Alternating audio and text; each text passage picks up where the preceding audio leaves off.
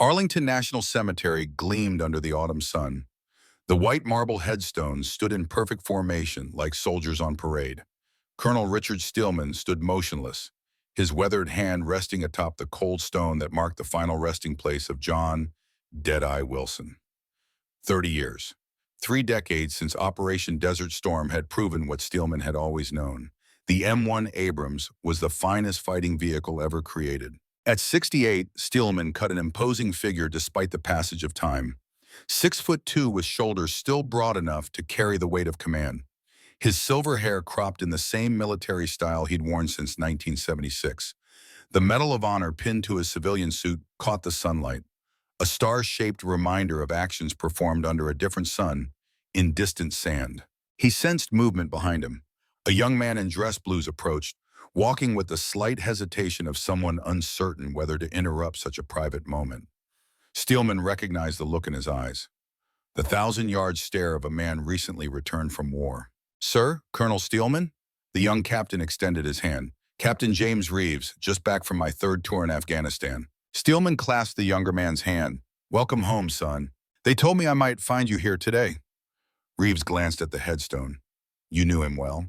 "We faced hell together." Steelman's voice softened. "Jack Wilson was the finest gunner who ever lived. Could thread a needle at 2 miles. The captain nodded respectfully. "I command Abrams tanks too, sir. Our unit just returned last month. Those machines, they saved our lives more times than I can count." Something in the young officer's words transported Steelman backward through time, to 1976, to where it all began. "Have you ever wondered how the Abrams came to be, Captain?" "Not much, sir. It's always just been there, the best tank in the world." Steelman turned fully toward him.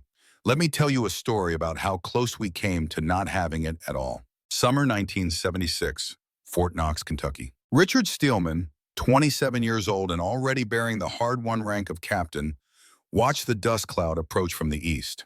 The staff car's tires kicked up Kentucky clay as it wound its way toward the motor pool. He straightened his uniform and checked his watch. General Hayes was early. That wasn't good. "They're coming, sir." First Sergeant Miller appeared at his side, equally tense. "I see them." Steelman kept his voice neutral, professional. But inside, his stomach churned with a familiar anxiety, the same feeling he'd had in Vietnam before night patrols, the presentiment that something was about to go terribly wrong. The black sedan stopped 20 feet away. The driver rushed around to open the rear door, and Major General Maxwell Hayes emerged, 6 feet 4 inches of barely contained fury in dress greens. Hayes didn't waste time with pleasantries. "Captain Steelman, I understand you've been chosen for this new tank program." "Yes, General, the XM1 project." Hayes snorted. "Another waste of taxpayer dollars. The Germans already have a perfectly good tank design with the Leopard. We should just license it and be done." Steelman fought to keep his expression neutral. "Sir, with respect, I believe American engineers can produce a superior vehicle." The general's eyes narrowed. "Still the optimist, I see. That didn't serve you well in Vietnam, Captain. Or have you forgotten Quang Tri?" The words hit like physical blows. Of course he hadn't forgotten. The screams of dying men never quite left him.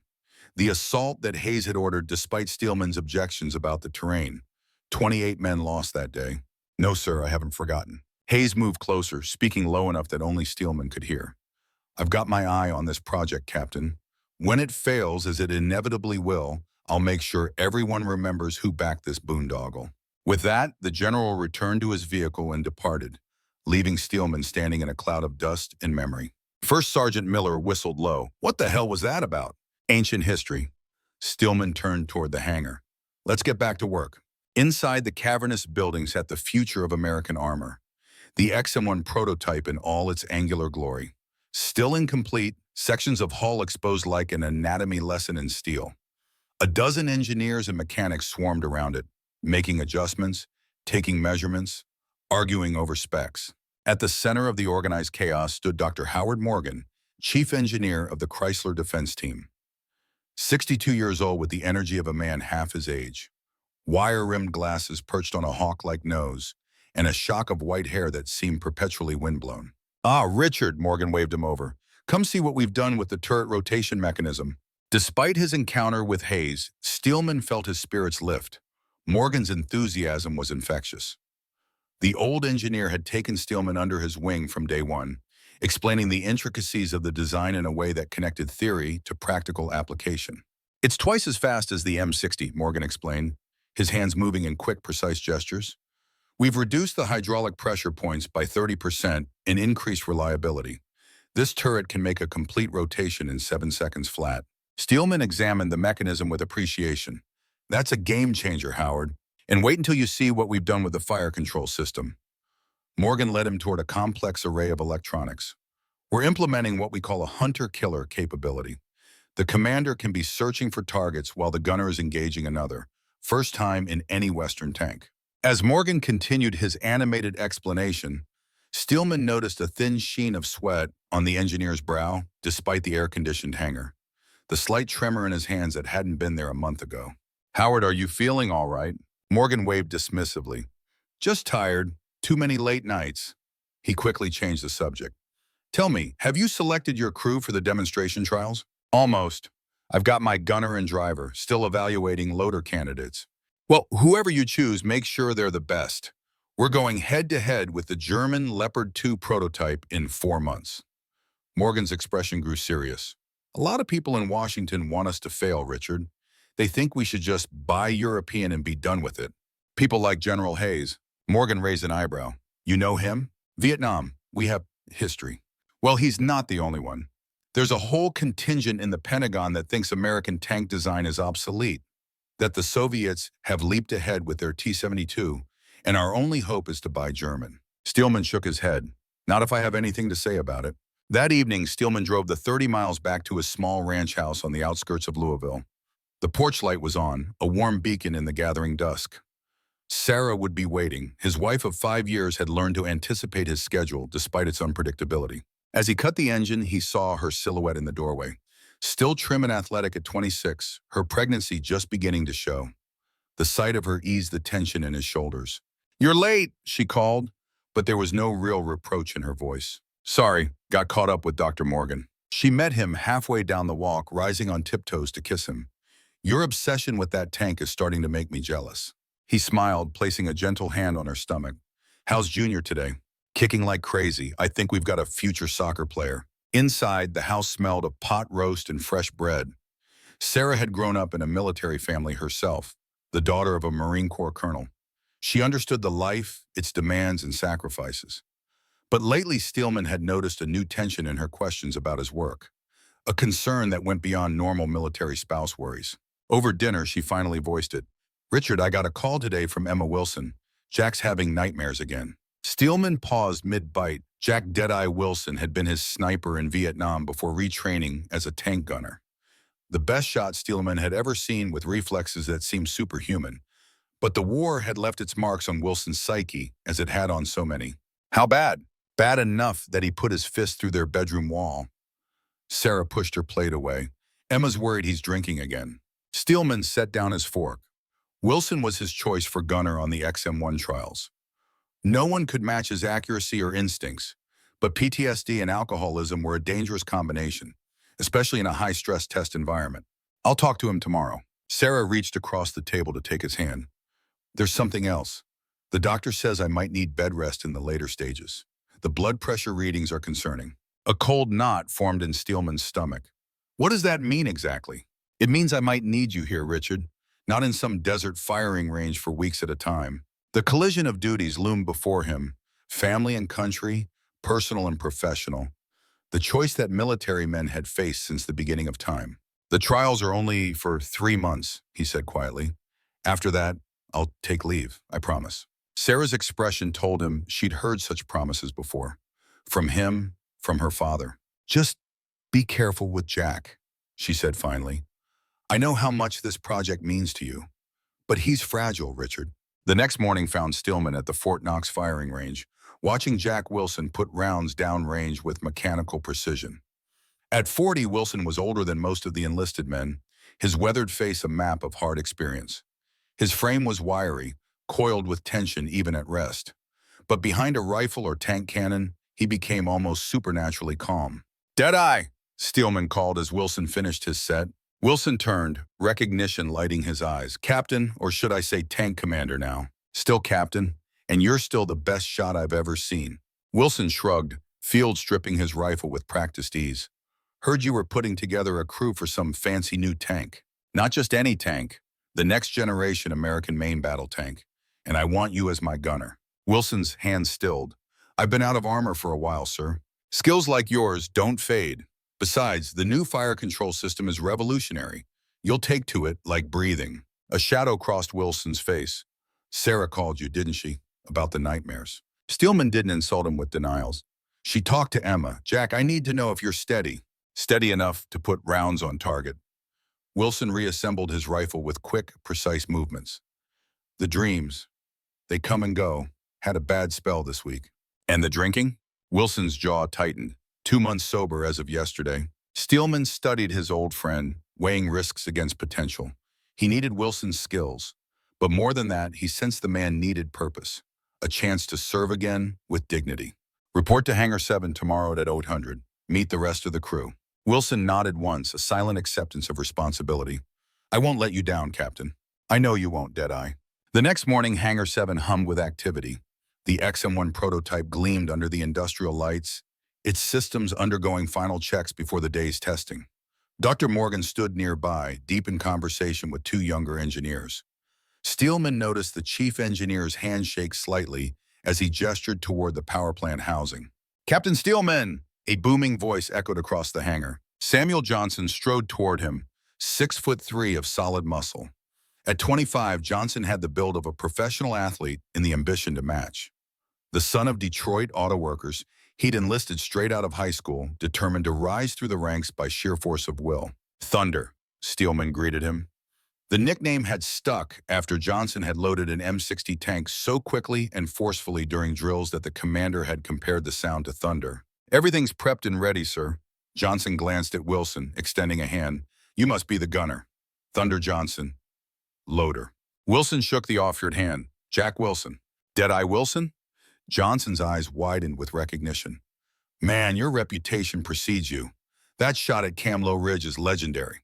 Wilson's expression remained neutral. "Just did my job." Before the conversation could continue, a clatter of tools drew their attention to the front of the tank. A lanky young man with straw-colored hair emerged from beneath the hull, wiping grease from his hands. "Fixed the track tension issue, Captain," he reported. "Adjustment mechanism was binding." "Good work, Cooper." Steelman turned to the others. "Meet Billy Cooper, our driver. 22 years old and already the best mechanic in the battalion." Cooper grinned, revealing a gap between his front teeth that made him look even younger. "Grew up fixing tractors on my daddy's farm.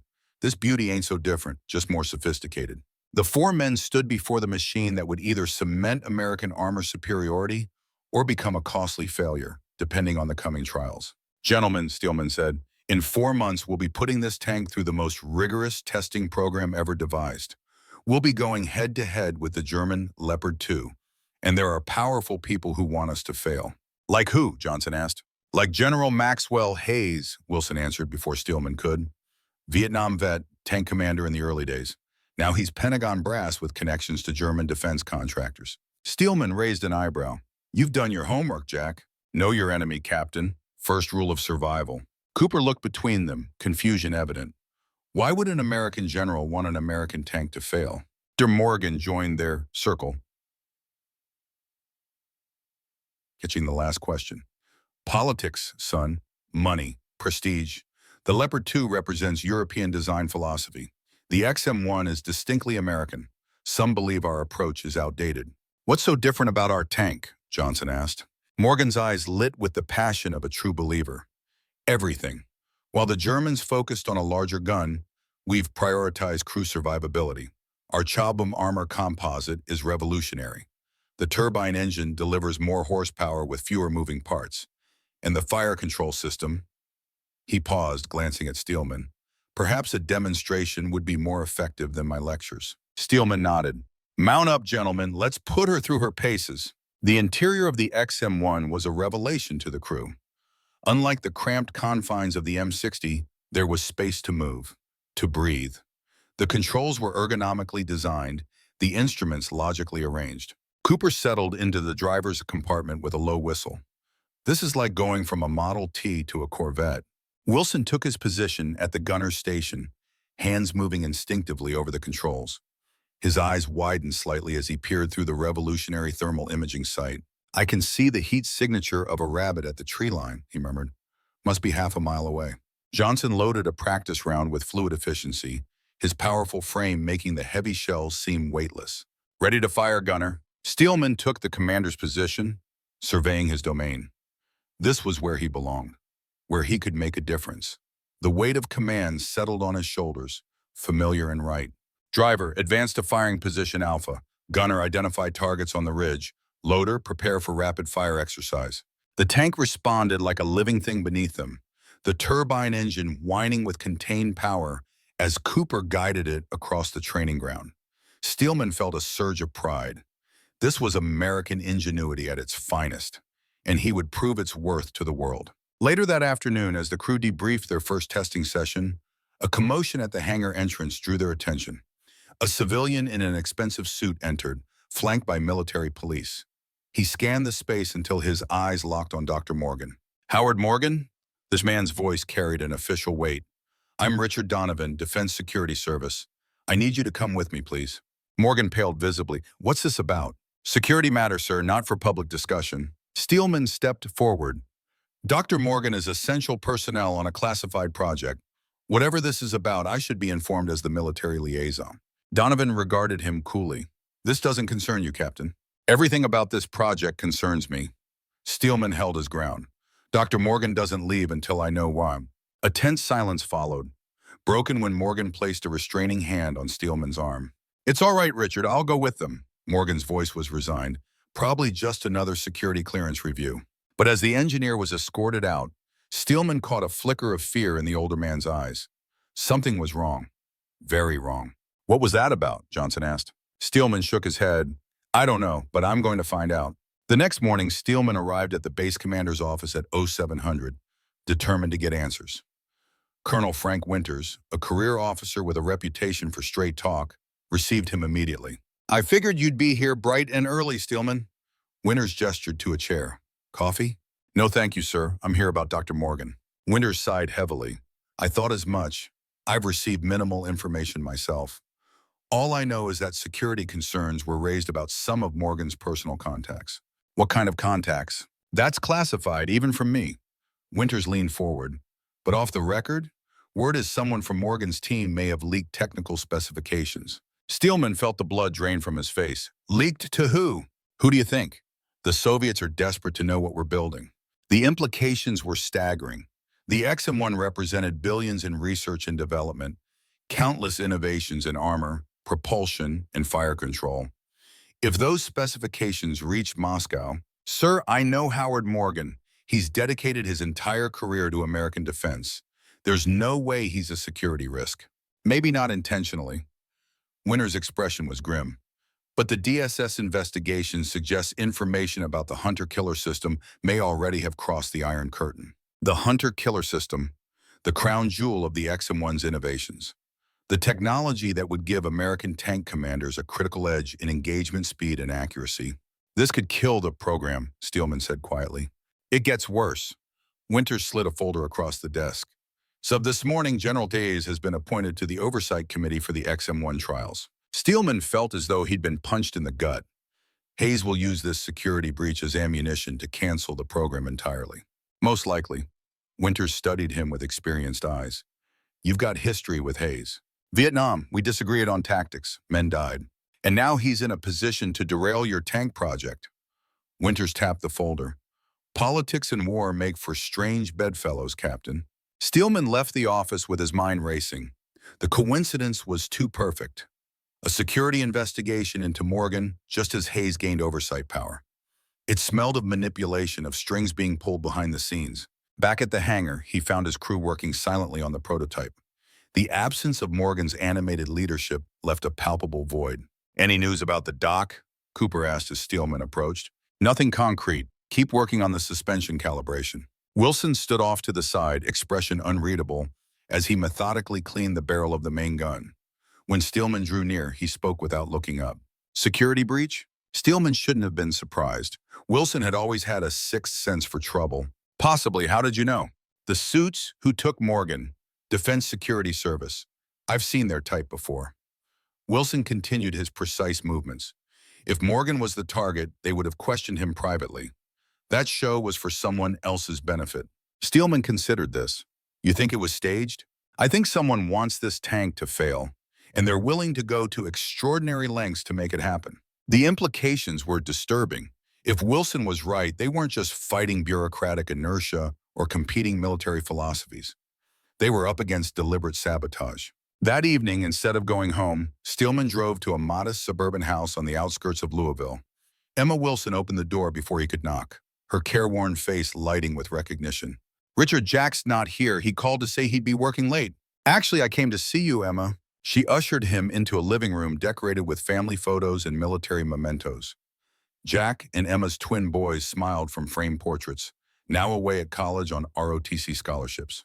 How is he, Emma? Really? She sank onto the sofa, the weight of the question seeming to physically press her down. Some days are good.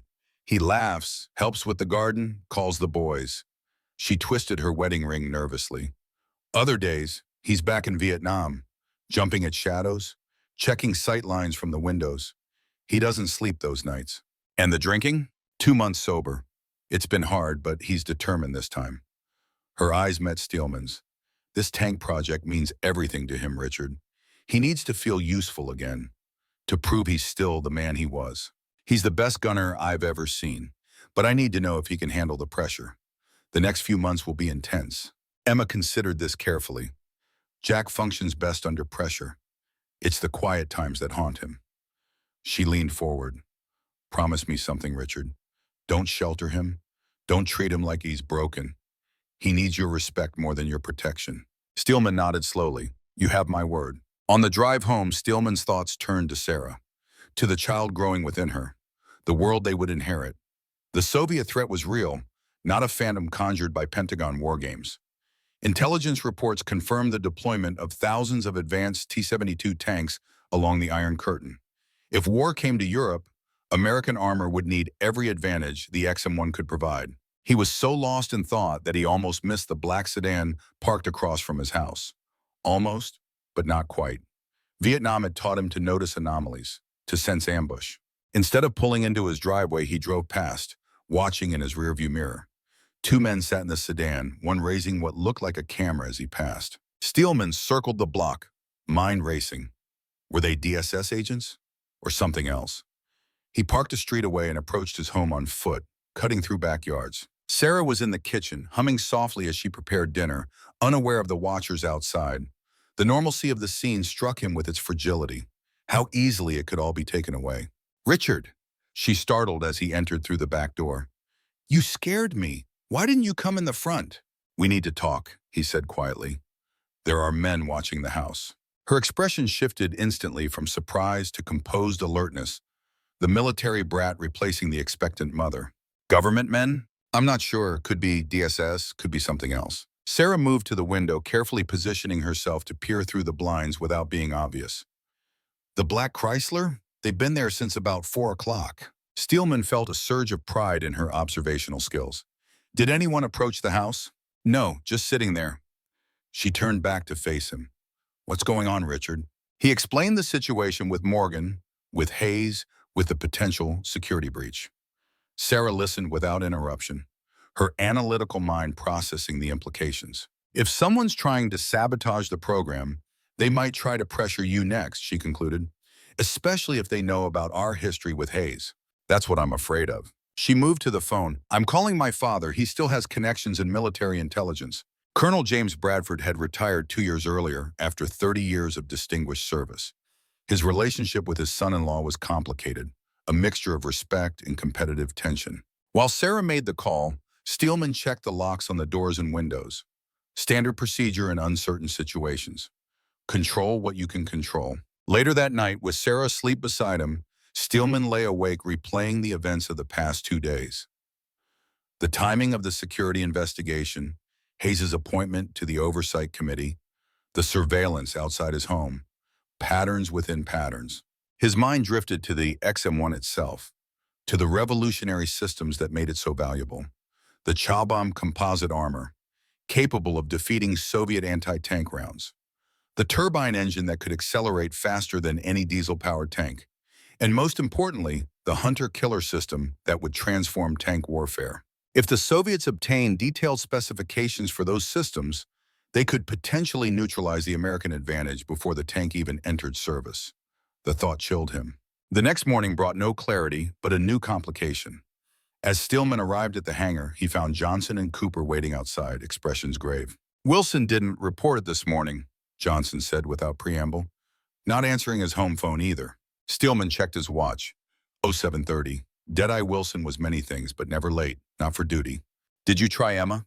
"She's the one who called here looking for him," Cooper added. "Says he left home at the usual time, 0530. A cold knot formed in Steelman's stomach. "Notify base security. I'll check the usual places."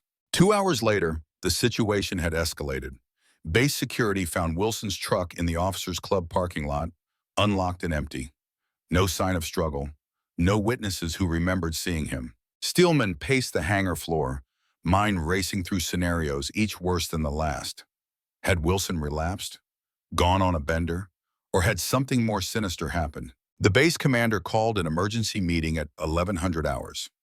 Steelman, Johnson, and Cooper sat in Colonel Winter's office alongside security personnel and a stone-faced man from the Criminal Investigation Division. "We're treating this as a potential security incident," Winters explained, given the timing and Sergeant Wilson's access to classified XM1 systems. "Wilson wouldn't desert," Steelman insisted, "and he certainly wouldn't compromise security."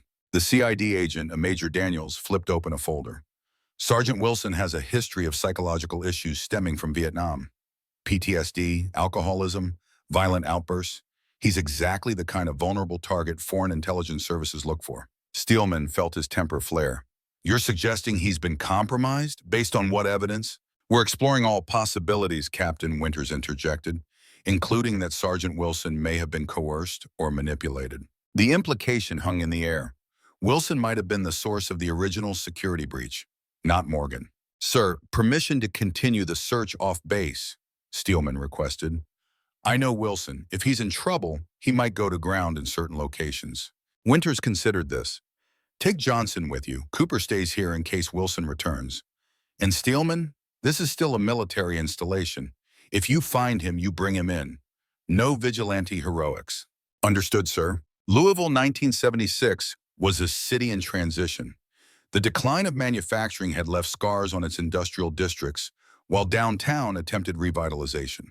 The perfect urban landscape for a troubled veteran to disappear. Steelman drove with Johnson riding shotgun, checking the Vietnam Veterans Association building, Wilson's favorite fishing spot by the river, and finally the dive bars that had once been his haunts during darker periods. At the Rusty Nail, a grimy establishment near the rail yards, the bartender recognized Wilson's photo. "Yeah, he was in here last night. First time in months." The man wiped a glass with a dubious cloth. "But he wasn't drinking, just coffee. Met some suit type in the back booth." Steelman's pulse quickened. "What time was this?" "Around 8:30. They talked maybe an hour." "This suit, can you describe him?" The bartender shrugged. "40s, clean cut, expensive watch. Not a regular." "Did you hear any of their conversation?" Johnson pressed. "Nah, they kept it quiet. But your buddy looked upset when they left." The suit handed him something, an envelope, I think. Steelman exchanged glances with Johnson. An envelope, money, documents, blackmail material. "Did they leave together or separately?" "Separately. The suit first, then your friend maybe 10 minutes later." Outside the bar, Steelman leaned against his car, mind racing. This doesn't make sense. If Wilson was being recruited or coerced, why meet in a public place? Why risk being seen? "Unless the meeting was meant to be seen," Johnson suggested, "to establish a narrative." Steelman looked sharply at his loader. "You think Wilson is being set up?" "I think someone wants the XM1 to fail, and they're eliminating key personnel one by one. First Morgan, now Wilson." The theory aligned too well with Steelman's own suspicions to dismiss. "We need to find Wilson before base security does. If he's being framed, he needs allies, not interrogators." Their search continued into the afternoon, yielding nothing but dead ends. As dusk approached, Steelman made the difficult decision to check in with Emma Wilson once more. The Wilson home was quiet, curtains drawn. Emma opened the door with red-rimmed eyes that widened at the sight of Steelman and Johnson in civilian clothes. "You're not here officially," she surmised. We're trying to find Jack before others do, Steelman confirmed. Has he contacted you? She hesitated, then stepped back, inviting them in. No, but someone else has. On the kitchen table lay an envelope unsealed. Emma gestured toward it wearily. It was in the mailbox this morning. No stamp, no postmark. Steelman carefully extracted the contents. A single black and white photograph. Jack Wilson, shaking hands with a man whose face was obscured by shadow. But even without seeing the face, Steelman recognized the uniform. Soviet military attaché. When was this taken? He demanded. 6 years ago, at a diplomatic reception in Washington. Emma's voice was tight with controlled fury. Jack was part of a delegation of decorated Vietnam veterans. Protocol appearances. He shook hands with dozens of foreign officials that day. Steelman studied the photo. It had been carefully cropped to remove context, to make the handshake appear clandestine rather than ceremonial. There was a note with it, Emma continued. She handed over a typed card. Just 2 sentences. The world will soon know what your husband has done. Prepare your family for disgrace. Johnson swore softly. Psychological warfare. They're trying to isolate him. Who are they? Emma demanded. Steelman carefully returned the photo and note to the envelope. Someone who wants the M1 tank program to fail. Someone with access to military records and surveillance resources. Hayes, Emma said quietly. Jack always said the general carried grudges across decades. Maybe. Steelman wasn't ready to accuse a general officer without concrete proof. Or maybe foreign intelligence trying to compromise our new tank design. Emma straightened, military resolve displacing maternal worry. Jack would never betray his country. Never. I know that, but he's being set up to look like he did. And when he realized it, he went to ground. Understanding dawned in Emma's eyes. He's protecting you.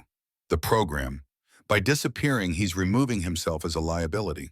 Johnson nodded slowly. Classic Deadeye, taking the bullet so the unit can advance. Steelman checked his watch. 1830 hours. They had maybe 12 hours before a formal desertion charge would be filed. Emma, if Jack contacts you, tell him we know he's being framed. Tell him, Steelman paused, choosing his words carefully. Tell him Quang Tri wasn't his fault either. He'll understand. As they left, Johnson gave him a questioning look. Quang Tri? Vietnam. A bad day. A worse night. Steelman's jaw tightened. And a lesson about how powerful men can rewrite history to serve their narratives. They drove in silence for several miles, the weight of the situation pressing down like the humid Kentucky air. Where would you go? Johnson asked suddenly. If you were Wilson, if you needed to disappear but stay close enough to protect what matters. Steelman considered this. Wilson was a sniper by training. He thought in terms of lines of sight, concealment, retreat paths, somewhere elevated with multiple escape routes, where he could observe without being observed. Johnson nodded toward the horizon where the sun was setting behind the distinctive silhouette of water towers on the Fort Knox perimeter. Like there? Steelman felt a surge of certainty. Exactly like there. The water towers stood dark against the twilight sky, their maintenance ladders like skeletal fingers reaching upward. Steelman parked half a mile away behind an equipment shed. He'll have established security measures, he told Johnson. Tripwires, noisemakers. We approach openly, hands visible. What if he runs? He won't, not from us. They walked the final distance in the gathering darkness, making no attempt at stealth. Halfway to the towers, Steelman stopped. Deadeye, he called, voice carrying in the still air. It's steel and thunder. We know you're being set up. Silence answered him. But Steelman felt the weight of hidden observation, the prickling sensation of being in a sniper's sights. Quang Tri wasn't your fault, he continued, and neither is this. We need you back, Jack. A flicker of movement atop the nearest tower, a shadow separating from shadows. How did you find me? Wilson's voice floated down, barely audible. I know how you think. We came alone, no base security. A long pause, then, I'm compromised, Richard. Someone's constructing a trail that leads straight to me. Photos, meeting records, bank deposits I never made. We know. We saw the photo they sent Emma. Another silence. There are more, much worse. They've been building this fiction for months. Steelman took a step forward. Come down, Jack. We'll fight this together. If I come in, they win. The XM1 gets canceled. Years of work, billions of dollars, all wasted. And if you run, they still win. You're labeled a traitor. The program loses its best gunner. Hayes gets everything he wants. The name hung in the air between them. Wilson moved to the edge of the platform, his silhouette clearer now against the night sky. You think it's Hayes? The timing is too perfect. The security investigation into Morgan, your sudden implication in espionage, Hayes being appointed to the Oversight Committee. It's bigger than Hayes, Wilson said quietly. I found something in the rusty nail. Steelman's pulse quickened. The man you met, defense contractor, works for Rheinmetall, the German company that makes the Leopard tank's gun. Johnson whistled low. German defense contractors working with an American general? Follow the money, Wilson confirmed. Hayes sits on 3 corporate boards with connections to European defense firms. If the XM1 fails, those companies stand to make billions from licensing agreements. The scope of the conspiracy expanded in Steelman's mind. Not just one man's vendetta, but a coordinated effort involving multiple stakeholders, foreign and domestic. Come down, Jack. Bring whatever evidence you have. We'll take it to Colonel Winters together. A long pause. Then the scrape of boots on metal as Wilson began his descent. Back at the base, Colonel Winters listened to their account with growing concern. Wilson presented the evidence he'd gathered. Surveillance photos taken of Morgan's home, records of wire transfers to a bank account in Wilson's name that he'd never opened, and most damning, a partial transcript of a phone conversation between Hayes and an unidentified German speaker, discussing contingencies if the tank problem persisted. This is explosive material, Winters said finally. Allegations against a general officer require ironclad proof. What you have is circumstantial. It's enough to warrant an investigation, Steelman insisted. Perhaps, but in the meantime, the XM1 program remains vulnerable. Winters tapped his desk thoughtfully. The demonstration trials are in 3 months. If Hayes is trying to sabotage the program, that's his deadline too. So what do we do, sir? Johnson asked. Wait for him to make another move? No. Winters stood, decision made. We accelerate. Captain Steelman, I'm authorizing round-the-clock work on the XM1 prototype. I want it combat-ready in 60 days, not 90. We'll conduct the trials before Hayes can finish constructing his narrative. Sir, that's pushing the engineering envelope, Steelman cautioned. Dr. Morgan's still under investigation. His team is demoralized. Then remotivate them, Captain. Remind them what's at stake. Later that night, Steelman found himself once again driving home far later than planned. Sarah would be worried. The surveillance sedan was gone from their street, but he took no chances, approaching via the rear entrance again. The house was dark except for a single lamp in the living room. Sarah sat in the armchair, a book open in her lap, though Steelman doubted she'd been reading. You heard about Jack, she said without preamble. News travels fast. Emma called. Said you found him. She set the book aside. Richard, what's really going on with this tank project? He sank onto the couch, suddenly aware of the bone-deep exhaustion that had been building for days. Someone wants it to fail, badly enough to frame good men for espionage, to destroy careers and reputations. Sarah moved to sit beside him, taking his hand. Hayes. Maybe, probably, but proving it is another matter entirely. Your father-in-law called back, she said after a moment. He's made inquiries about Hayes. There are concerns within certain circles about his financial connections to European defense firms. Steelman looked at her sharply. Bradford's helping us? He's helping America maintain its military edge. A small smile played at her lips. And maybe helping his son-in-law a little too. Something tight in Steelman's chest eased slightly. Support from unexpected quarters. It wasn't victory, but it was hope. We're accelerating the timeline, he told her. Trials in 60 days instead of 90. Sarah's hand moved instinctively to her belly. 6 months pregnant now. The timing couldn't be worse. I'll be here when you can be, she said quietly. Just promise me one thing. Anything. When this is over, when the tank is proven, take a real leave. Be present for your child's first months. The Army has had enough of you for a while. He pulled her close, breathing in the scent of her hair. I promise. The next 6 weeks passed in a blur of 18-hour days, technical challenges, and small victories. With Morgan still sidelined by the security investigation, Steelman took a more active role with the engineering team, serving as both military liaison and motivational leader. The XM1 prototype evolved daily. System by system, component by component, the tank transformed from experimental platform to combat-ready machine. The Hunter-Killer fire control system, initially plagued by software glitches, achieved operational stability. The troublesome track tension issues that Cooper had identified were resolved with an elegant mechanical solution. The turbine engine, source of both tremendous power and concerning fuel consumption, underwent refinement to improve efficiency without sacrificing performance. Wilson, now cleared of suspicion thanks to Bradford's behind-the-scenes advocacy, applied his preternatural accuracy to calibrating the gun stabilization systems. Johnson established new loading speed records that required modifications to the ammunition storage racks. Cooper's intuitive understanding of the drivetrain resulted in a 10% improvement in cross-country speed. Through it all, Steelman felt the pressure of unseen eyes. Hayes had gone ominously quiet, his direct interference replaced by bureaucratic delays and requisition problems that seemed to materialize from nowhere. The day before the accelerated trials were to begin, Steelman found Dr. Morgan waiting outside the hangar. The engineer looked thinner, older, the security investigation having taken a visible toll. "They've cleared me," Morgan said without preamble. "No evidence of security violations. I can return to work tomorrow." Relief flooded through Steelman. "That's excellent news, Howard. We need you for the trials." Morgan glanced toward the hangar doors. "How is she, my girl?" "Combat ready. Your team has performed miracles in your absence." A shadow crossed the engineer's face. "With some help from our adversaries, I understand." Steelman tensed. "What do you mean?" "The security investigation. The pressure campaign. It forced innovations that might have taken months under normal conditions." Morgan smiled wryly. "Necessity truly is the mother of invention." "You're not angry about the investigation?" "Oh, I'm furious. But I've been in this business too long to take it personally." Morgan's expression grew serious. "I've heard whispers, Richard. Hayes is bringing observers to the trials. Soviet defense attachés." Steelman froze. "That's highly irregular." "It's deliberate. He wants to create the impression that the XM1 has already been compromised, that there's no point maintaining secrecy." The strategy was devious in its simplicity. By normalizing Soviet access to the XM1, Hayes could retroactively justify his allegations of security breaches.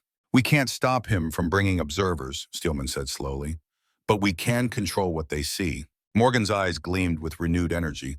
"A modified demonstration, show enough to impress, but protect the critical innovations." "Exactly. We'll need to brief the crew."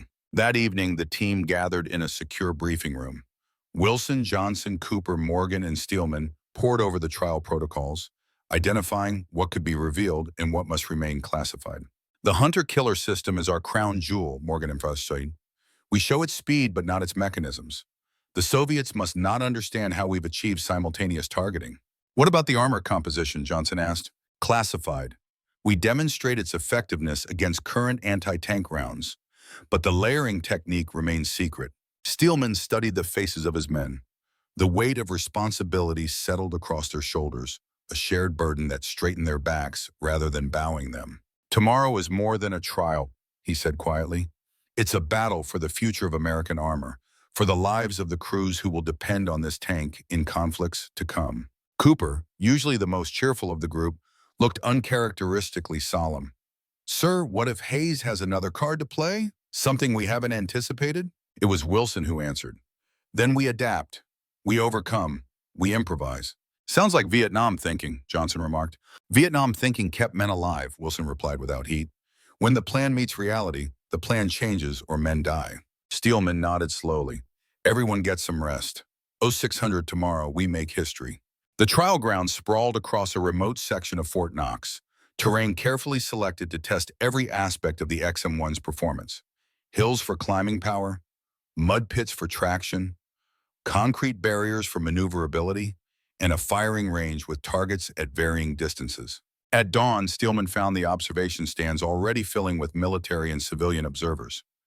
Technical specialists, Pentagon officials, congressional staffers. And at the center, like a dark star pulling all light toward it, General Maxwell Hayes. Beside him sat two men in civilian suits with Slavic features and watchful eyes. The Soviet observers Morgan had warned about. Colonel Winters approached, dress uniform immaculate. "Quite the audience, Captain." "Yes, sir, including some unexpected guests." Winters followed his gaze to the Soviets. "Hayes claims it's part of a military exchange program. Above my pay grade to question it." "Convenient timing." "Indeed." Winters lowered his voice. "Bradford sent word. The investigation into Hayes's financial ties is proceeding, but not quickly enough to impact today's events." Steelman nodded his understanding. No cavalry coming over the hill. They would face this challenge alone. The XM1 waited at the starting line, engine idling with a distinctive turbine whine unlike the rumbling diesel engines of previous generations. Its angular hull gleamed in the morning sun, the promise of American technological superiority made manifest in steel and composite armor. Beside it waited its German counterpart, the Leopard 2 prototype. Sleek, powerful, a worthy adversary representing European tank design philosophy. Its 120mm smoothbore gun was larger than the XM1's 105mm rifled cannon, a visual difference that had already drawn comments from the observers. Steelman approached his tank, running a hand along its armored flank like a rider gentling a spirited horse. His crew waited beside it, expressions determined. "Any last-minute changes to the plan?" Wilson asked quietly. "Stay focused on the approved demonstration. Reveal nothing classified." Steelman glanced toward the observation stand. They're hoping for a mistake, a breakdown, a failure they can use to justify canceling the program. Johnson cracked his knuckles. "Not happening today." Cooper grinned, some of his usual cheer returning. "This baby's going to perform like nothing they've ever seen." As they mounted up, Steelman caught a final glimpse of Hayes in the observation stand. The general was leaning toward one of the Soviet observers, pointing toward the XM1 with what appeared to be casual familiarity. The sight hardened Steelman's resolve. This was no longer just about a tank or even national security in the abstract. It was about honor, integrity, the fundamental question of who would shape America's military future: dedicated professionals or compromised opportunists. Inside the tank, Steelman settled into the commander's position. The interior was cool despite the summer heat outside. The environmental control system, another innovation that set the XM1 apart. "Crew report," he ordered. "Gunner ready," Wilson responded, voice steady. "Loader ready," came Johnson's confident reply. "Driver ready and eager," Cooper added with characteristic enthusiasm. Steelman keyed the radio. "XM1 ready for evaluation trials." Colonel Winter's voice crackled in response. "Proceed with mobility test 1. The trials had begun. What happened in the next 8 hours would determine the future of American armor for decades to come, and possibly the fate of Richard Steelman's career, his reputation, and his promise to be present for the birth of his child. As Cooper engaged the drive system and the XM1 surged forward with unprecedented acceleration, Steelman felt the weight of history pressing down upon them. The Cold War might never turn hot, but if it did, American tank crews would live or die based on the decisions made today. "Contact, 2 o'clock, Wilson reported, spotting the first target on the range. Tank silhouette, 1,500 meters. "Identify," Steelman ordered. "Soviet T-72 frontal aspect. Load APFSDS." Johnson's powerful arms swung into action, loading the armor-piercing fin, stabilized, discarding sabot round. "Up," Johnson confirmed. Steelman felt a moment of perfect clarity. This was where he belonged, what he was meant to do. Not for glory or advancement, but for the men who would someday depend on this machine for their lives. "Fire!" The main gun roared, the XM1 rocking slightly with the recoil. Through his sight, Steelman watched the round streak toward the target, covering the distance in seconds. Direct hit. Center mass. The observers in the stands rose to their feet as one. The message was clear. America's new tank was ready for whatever challenges the future might bring, and Richard Steelman's crew was ready to prove it, whatever the cost. The morning sun crested over the Kentucky hills, bathing the Fort Knox testing grounds in golden light. A silence hung over the assembled observers as the M1 Abrams completed its first firing test with devastating accuracy. In the commander's cupola, Captain Richard Steelman allowed himself a moment of quiet satisfaction. First blood to the American tank. The radio crackled with Colonel Winter's voice. "Proceed to mobility test, Captain." Steelman keyed his mic. "Cooper, take us to Course Alpha. Show them what this engine can do." "With pleasure, sir." The young driver engaged the turbine with practiced precision, and the 60-ton machine surged forward with acceleration that belied its mass. From the observation stand, General Hayes watched through narrowed eyes. The Soviet attachés beside him murmured in Russian, clearly impressed by the tank's performance. This was not proceeding according to Hayes's plan. The XM1 was supposed to struggle, to falter under the pressure of accelerated trials. Instead, it moved across the training ground with fluid grace, taking obstacles that would have stalled older tanks. "Impressive machine," one of the Soviets commented in accented English. "Much faster than expected." Hayes grunted non-committally. "Speed isn't everything in armor warfare." But it is something, the attaché replied with a thin smile. Inside the tank, Steelman directed his crew through the complex series of maneuvers. The XM-1 climbed a 30-degree slope without hesitation, navigated a water obstacle that submerged the hull to the turret ring, and demonstrated pivot steering that allowed it to change direction in its own length. Coming up on the mud pit, Cooper reported. This is where the Leopard got bogged down yesterday. Proceed with caution, Steelman ordered, but don't stop unless absolutely necessary.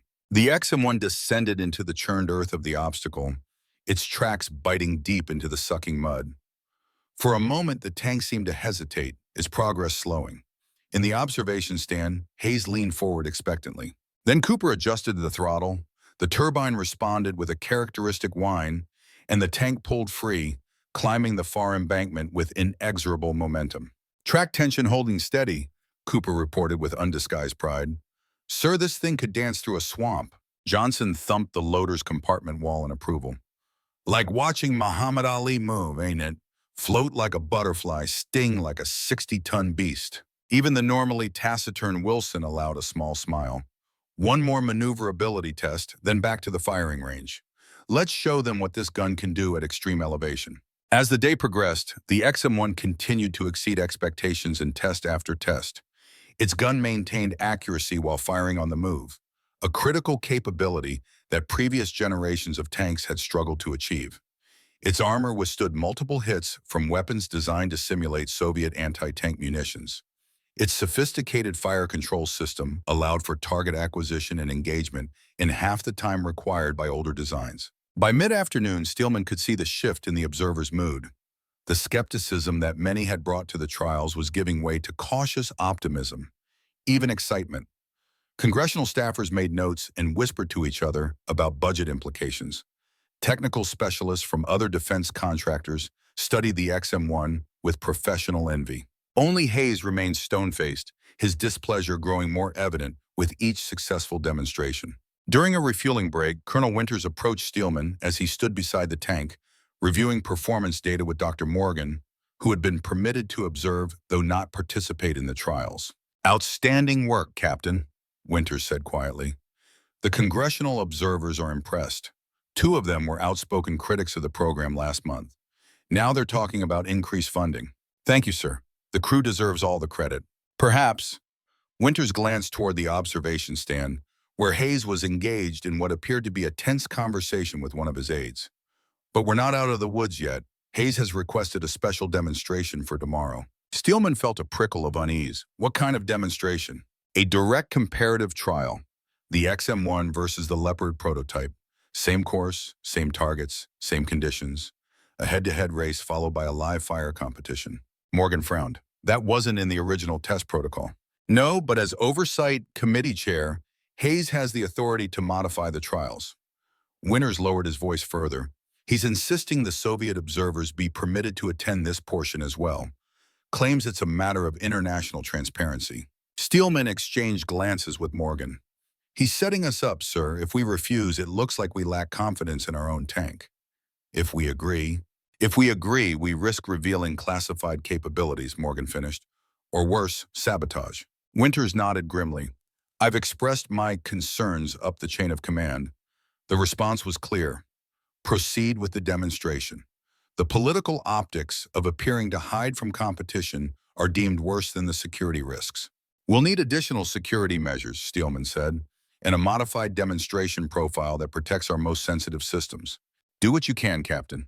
But make no mistake, tomorrow is for all the marbles. Impressive as today was, the comparative trial is what will determine congressional support going forward. As Winters departed, Morgan turned to Steelman, his expression grave. They're forcing our hand, Richard, making us show more than we should. Then we'll need to control precisely what we show. Steelman studied the XM-1, its hull still bearing mud from the day's trials. The hunter-killer system is what they want most. We'll demonstrate its speed but not its methodology. Keep the commander's independent sight covered when not in active use. Morgan nodded slowly. What about the armor composition? They'll be looking for clues in penetration tests. We'll have to accept that risk. Can't hide the effectiveness of the armor in a live fire demonstration. And the turbine engine? Steelman smiled thinly. Let them hear it all they want. The Soviets are a decade away from producing anything similar at scale. As they discussed strategy for the following day, Steelman noticed a black sedan parked at the edge of the testing ground, the same model that had conducted surveillance outside his home. He made a mental note to enhance security around the XM1 overnight. Hayes had proven willing to go to extraordinary lengths to sabotage the program. Physical tampering could not be ruled out. That evening, Steelman called a meeting in the secure briefing room. His crew, along with Dr. Morgan and Colonel Winters, gathered around a table spread with technical diagrams and test protocols. "Tomorrow will be different from today," Steelman began without preamble. "Hayes is forcing a direct comparison with the Leopard 2. Everything we do will be measured against German engineering, with Soviet eyes watching every move." "Bring it on," Johnson said confidently. "We outperformed their specifications in every test today." "Yes, but tomorrow isn't just about performance. It's about revealing exactly how much performance and at what cost." Steelman spread out a map of the testing course. The comparative trial will begin with a mobility run, followed by a live fire exercise at stationary targets, then a complex engagement scenario with moving targets. "Where's the trap?" Wilson asked, ever the tactician. "The moving target scenario most likely. It's designed to push the fire control system to its limits, which means exposing the hunter-killer capability." Morgan pointed to a section of the course. "This portion here, the terrain forces a turret-down approach with multiple target aspects. To succeed, both commander and gunner will need to operate independently." "Precisely, which means revealing how our system allows for simultaneous target acquisition." Steelman looked at each man in turn. "We need to win this competition without compromising security. Ideas?" Cooper spoke up. "What if we run with reduced capability? Show them enough to win, but not everything we can do." "Risky," Wilson countered. "If we hold back too much, we might lose the comparison. These German tanks are good, very good. And the political fallout from an American tank losing to a German design on American soil would be devastating," Winters added. Johnson, who had been studying the course layout, tapped a section of the map. "What if we create an alternate scenario? Force the action into a part of the course where our advantages are less classified?" Steelman considered this. "Manipulate the engagement to our benefit. It has potential. But how?" For the next hour, they formulated their strategy. By the time the meeting concluded, each man understood his role in the complex dance that would follow. It wasn't foolproof, but it gave them their best chance of preserving security while demonstrating the XM1's superiority. As the others filed out, Dr. Morgan lingered, motioning for Steelman to remain. "There's something else, Richard. Something I haven't told anyone." The engineer's voice was barely above a whisper. "The real reason I was under investigation." Steelman felt a chill of apprehension. "Go on." "The Defense Security Service wasn't just concerned about my contacts. They found evidence that someone had accessed my personal files. Technical specifications, design iterations, performance projections." "You were hacked?" Morgan nodded gravely. "My home computer, sophisticated work. They found traces of the intrusion but couldn't determine exactly what was taken." The implications were staggering. If detailed specifications had been compromised, the Soviets might already understand the XM1's capabilities better than anyone suspected. When did this happen? 3 months ago, around the time Hayes was appointed to the Oversight Committee. Steelman felt the pieces clicking into place. He's playing a deeper game than we realized. The security investigation, the surveillance, the comparative trials, it's all misdirection. "To hide the fact that the tank's secrets are already compromised," Morgan agreed. "What do we do?" Steelman considered their options, each bleaker than the last. Revealing the breach now would cast doubt on the entire program, potentially leading to its cancellation. Proceeding as if nothing had happened risked national security if the Soviets had indeed obtained critical information. "We stick to the plan for tomorrow," he decided finally. "But afterward, we need to determine exactly what was compromised and who's really behind it." Morgan's eyes were troubled. "There's more, Richard. Something personal I should have told you weeks ago." "What is it, Howard?" The engineer hesitated, then rolled up his sleeve, revealing a medical ID bracelet. "Stage 4 pancreatic cancer, diagnosed 6 months ago. The doctors give me 3 months at most." Steelman stared in shock. "Howard, why did you say something?" "What would be the point? This project, this tank, it's my legacy. I want to see it through to completion." Morgan smiled sadly.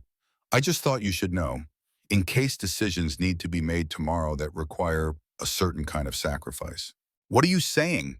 I'm saying that between the two of us, I have less to lose. Morgan's gaze was steady. If it comes to protecting the program or protecting a career, remember that. The drive home that night was a blur of conflicting emotions for Steelman.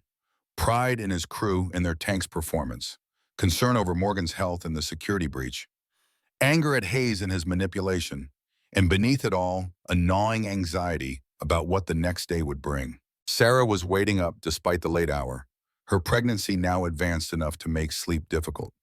She sat in the living room, a book open in her lap, though her eyes were fixed on the door. Another late night, she observed as he entered. The trials went well, better than expected. But Steelman sank into the chair opposite her. But Hayes has forced a direct comparison with the German tank tomorrow, with Soviet observers present.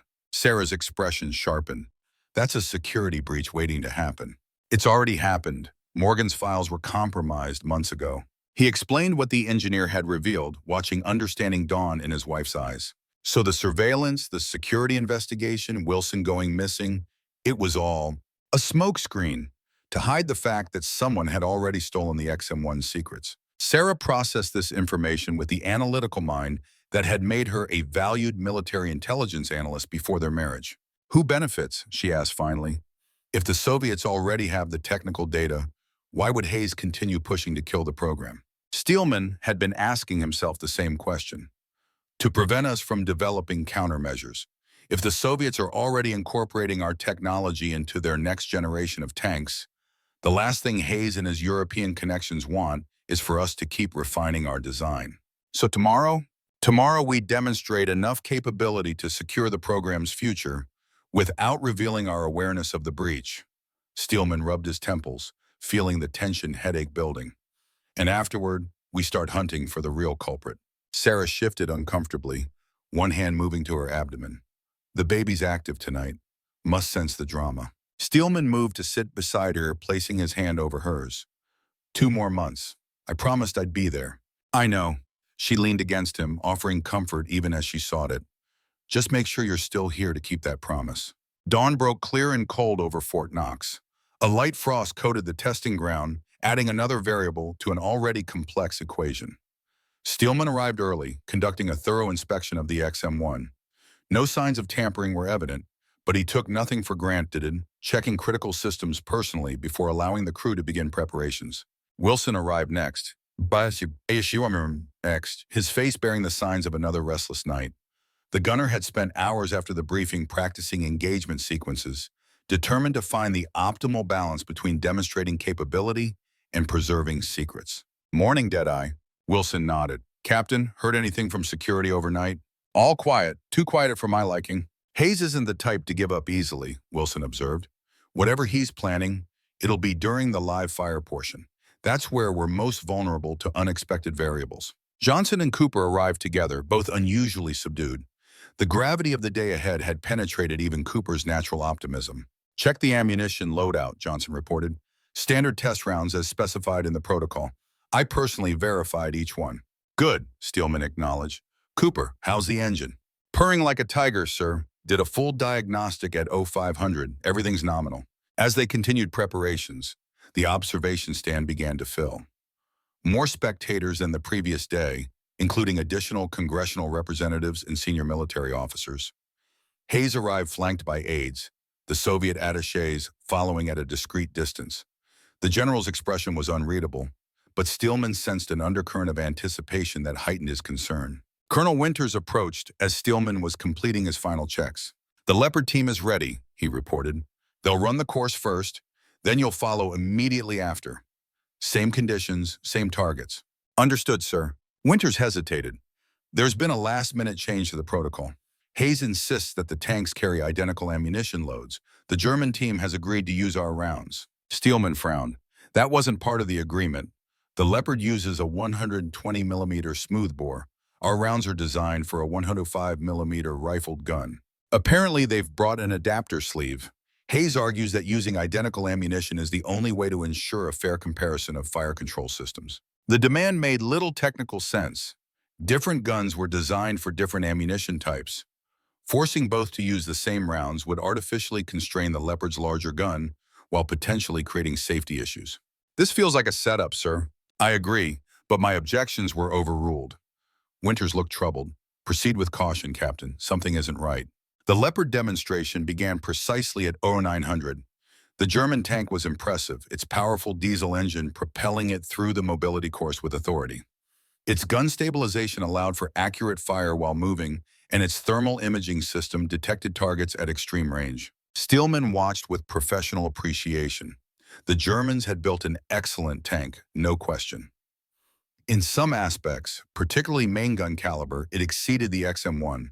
But where the Leopard emphasized firepower, the American tank prioritized survivability, mobility, and engagement speed. Different design philosophies for different tactical requirements. The German tank completed the course in 38 minutes, destroying 17 of 20 targets. A formidable performance that drew appreciative murmurs from the observers. Time to show them what American engineering can do, Steelman told his crew as they mounted up. The XM1's turbine engine ignited with its characteristic high-pitched whine, drawing attention from the observation stand. Unlike the rumbling diesel of the Leopard, the gas turbine had a sound all its own, like a jet aircraft preparing for takeoff. Driver, advance to the start position, Steelman ordered. Cooper eased the massive machine forward, its suspension absorbing the uneven terrain with remarkable smoothness. The tank settled at the starting line, engine idling with barely contained power. Gunner, confirm sight alignment. Wilson peered through his primary sight. Alignment confirmed. Thermal imaging online. Laser rangefinder calibrated. Loader, report ammunition status. Johnson patted the rack of test rounds. Ready to load, sir, starting with APF SDS as specified. Steelman keyed his radio. XM1 ready for comparative trial. Colonel Winters' voice crackled in response. You are cleared to proceed, Captain. Good hunting. The first phase of the course was pure mobility. A slalom between obstacles, followed by a steep incline, a water crossing, and a sprint across open ground. Cooper handled the tank with the finesse of a veteran driver twice his age, exploiting the turbine's torque and the advanced suspension to maintain speed through turns that would have forced other tanks to slow. They completed the mobility phase 2 minutes faster than the Leopard, drawing applause from some of the congressional observers. Even the Soviet attachés seemed impressed, making notes as the XM1 demonstrated its cross-country speed. Then came the stationary fire test. 5 targets at ranges from 1,000 to 2,500 meters. Wilson acquired and engaged each with methodical precision, Johnson loading each round with fluid efficiency. 5 targets, 5 hits, in a total engagement time 30 seconds faster than the Leopard. They're getting nervous, Steelman observed, noting the increased activity around Hayes in the observation stand. We're outperforming their expectations. Good, Johnson grunted as he slammed another round into the breech. Let's make them sweat. The final phase was the most challenging and most sensitive, engaging moving targets while on the move, using the full capability of the fire control system. This was where the hunter-killer system would need to be employed, with Steelman identifying targets while Wilson engaged them. Remember the plan, Steelman reminded his crew. We demonstrate capability without revealing methodology. Keep commander's sight movements minimal. They entered the engagement zone at 30 kilometers per hour, traversing broken terrain that tested the suspension's limits. The first target appeared at their 2 o'clock, a moving Soviet tank silhouette. Target identified, Steelman called. T-72 moving right to left, range 1,800 meters. Normally, he would designate the target using his independent sight, automatically slaving the main gun to his point of aim. Instead, he verbally directed Wilson, preserving the illusion that the gunner was acquiring targets based on the commander's instructions rather than automated handoff. Target acquired, Wilson confirmed. APF-SDS loaded and ready. Fire. The main gun roared, the 105mm round streaking toward the distant target. Direct hit. The silhouette toppled backward, sensors confirming a kill. Next target, moving infantry, tree line at 11 o'clock, Steelman directed. Again, Wilson traversed and fired with uncanny accuracy, 2 targets down in less than 20 seconds. The XM1 was already outpacing the Leopard's engagement timeline. Then Steelman spotted something odd, a target appearing where none should be according to the course layout. A tank silhouette emerging from behind a ridge at extreme range, over 3,000 meters. Unscheduled target, he reported. Unknown tank type at 4 o'clock, range 3,200 meters. Wilson swung the turret, peering through his sight. Confirmed, not on the briefing map. Looks Soviet, possibly T-80 variant. Steelman felt a cold certainty settle in his gut. This was Hayes's move, a deliberate deviation from the protocol to force an error or expose a capability. Hold fire, he ordered. Maintain course. Sir, Cooper questioned. We're supposed to engage all targets. Not this one, it's a trap. Steelman keyed his command radio. Control, this is XM1. Unscheduled target identified at grid coordinate Delta 7. Please advise. Static filled the channel for several seconds before Colonel Winters responded. XM1, that target is not part of the approved scenario. Hold fire and proceed with the established course. From the observation stand, Hayes watched with narrowed eyes as the XM1 ignored the unauthorized target and continued through the course. His aide leaned in to whisper something, and the general's expression darkened further. The remainder of the trial proceeded without incident. The XM1 completed the course 4 minutes faster than the Leopard, with 20 of 20 authorized targets destroyed. By any objective measure, it was a decisive victory for American engineering. As they returned to the staging area, the crew's mood was cautiously triumphant. They had performed exceptionally well while preserving operational security. The congressional observers were clearly impressed, clustered in animated discussion near the reviewing stand. Steelman dismounted, accepting a bottle of water from a support technician. He spotted Dr. Morgan standing with Colonel Winters, both men wearing expressions of guarded satisfaction. Before he could join them, a staff car pulled up nearby. The door opened and General Hayes emerged, his face set in grim lines. He strode directly towards Steelman, trailed by aides and the Soviet observers. Impressive performance, Captain, Hayes said, his tone belying the compliment. Though I noted you chose not to engage one of the targets. An unauthorized target, sir, not part of the approved scenario. Hayes smiled thinly. A test of adaptive response, Captain. War doesn't follow approved scenarios. With respect, General, this was a comparative trial with established parameters. Deviating from the protocol would have invalidated the comparison. The general's eyes hardened. Always the stickler for rules, aren't you, Steelman? Just like in Vietnam, following protocol while men died. The reference to Quang Tri hit its mark. Steelman felt a flush of anger, but kept his expression neutral. The XM1 performed exceptionally today, sir. By every metric, it outperformed the Leopard prototype. Perhaps. Hayes turned to the Soviet attachés. Gentlemen, your observations? The senior attaché, a thin man with watchful eyes, inclined his head. Most impressive, particularly the speed of target engagement. Your fire control system must be quite sophisticated. American ingenuity at its finest, Steelman replied carefully. Indeed. The attaché smiled without warmth. Though one wonders how it compares to our own T-80U, perhaps one day we will have the opportunity for a more direct comparison. The implicit threat lingered in the air as the Soviets departed. Hayes remained studying Steelman with calculated intensity. This isn't over, Captain. The Oversight Committee will need to evaluate today's results against projected costs. The Leopard offers 90% of the capability at 70% of the price. With all due respect, General, those figures are inaccurate. When you factor in licensing fees, technology transfer costs, and training requirements, the Leopard would ultimately cost more than the XM1. Hayes waved dismissively. Numbers can be made to say anything, Captain. What matters is perception. And the perception in Washington is that American tank design has fallen behind our European allies. Then they haven't been paying attention today. Oh, they've been paying attention. The question is, to what? Hayes stepped closer, lowering his voice. Did you think I wouldn't notice your little charade with the fire control system? Deliberately avoiding demonstration of the hunter-killer capability? Steelman maintained his composure. We demonstrated the system's effectiveness, sir. The methodology is classified. Nothing stays classified forever, Captain, especially when there are interested parties with deep pockets.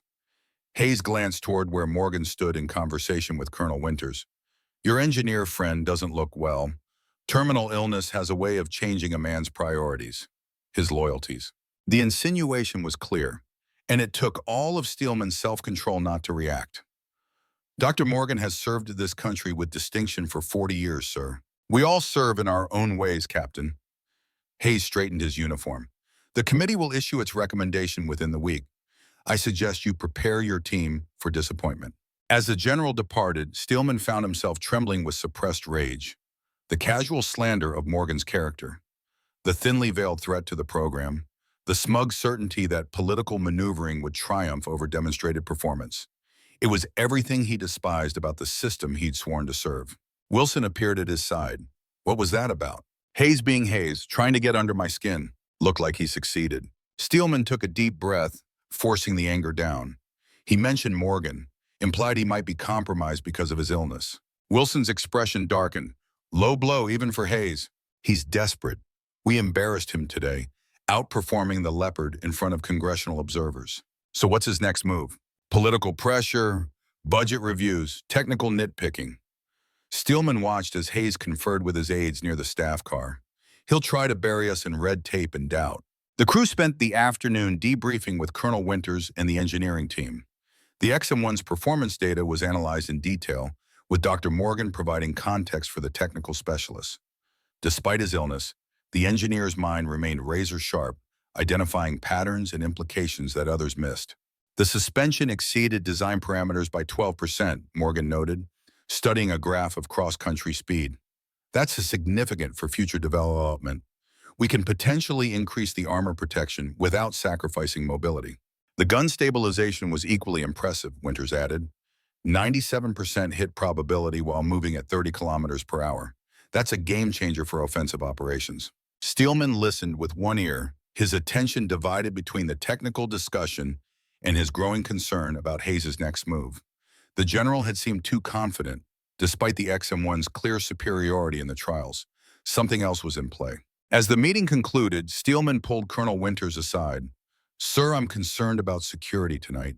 If Hayes is as desperate as he seems, physical sabotage might be his next option. Winters nodded grimly. I've already doubled the guard on the prototype. No one approaches without direct authorization from me, not even general officers. Thank you, sir. Steelman hesitated. There's something else. Hayes made an insinuation about Dr. Morgan, suggested his illness might have compromised his loyalties. The colonel's expression hardened. Morgan's been vetted more thoroughly than anyone on this project. His patriotism is beyond question. I agree, sir, but Hayes seemed to be implying some sort of financial arrangement. Terminal illness, expensive treatments, pure slander. Winters checked his watch. The Oversight Committee meets tomorrow morning to review the trial results. I'll be there to present our data. You and your crew have earned some rest, Captain. Go home, spend time with your wife. Tomorrow will take care of itself. But as Steelman drove home that evening, he couldn't shake the feeling that something crucial was being overlooked. Hayes' confidence, despite the day's outcome, suggested he held cards they hadn't yet seen. Sarah greeted him with uncharacteristic urgency, ushering him into the living room where her father, retired Colonel Bradford, waited. The older man rose as Steelman entered, his military bearing undiminished by civilian clothes. Richard, Bradford nodded. Heard you put on quite a show today. Sir, didn't expect to see you. Didn't expect to come, but things have developed.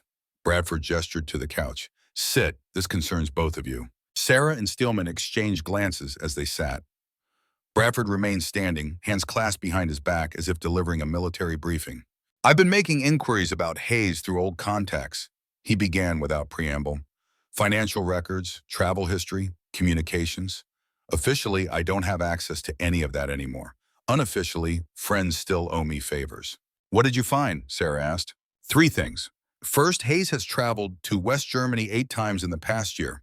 Official reason, NATO coordination, actual activities, extended meetings with Rheinmetall executives and a Swiss banking firm.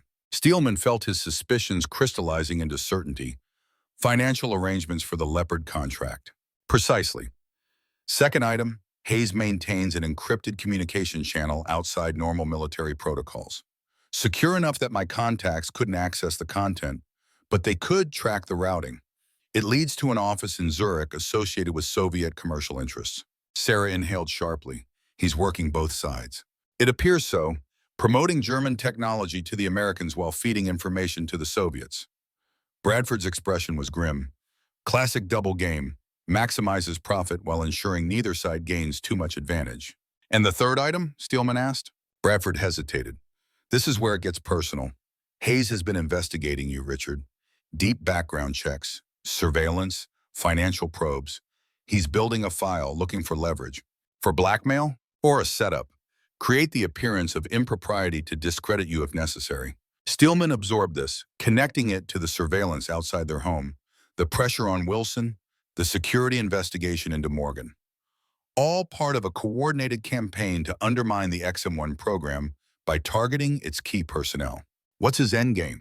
He wondered aloud. The XM1 performed brilliantly today. Even with political connections, he can't simply ignore the results. He doesn't have to. Bradford sat finally, the weight of his revelations seeming to press him down. The committee doesn't just evaluate performance. It considers cost, production timelines, geopolitical implications.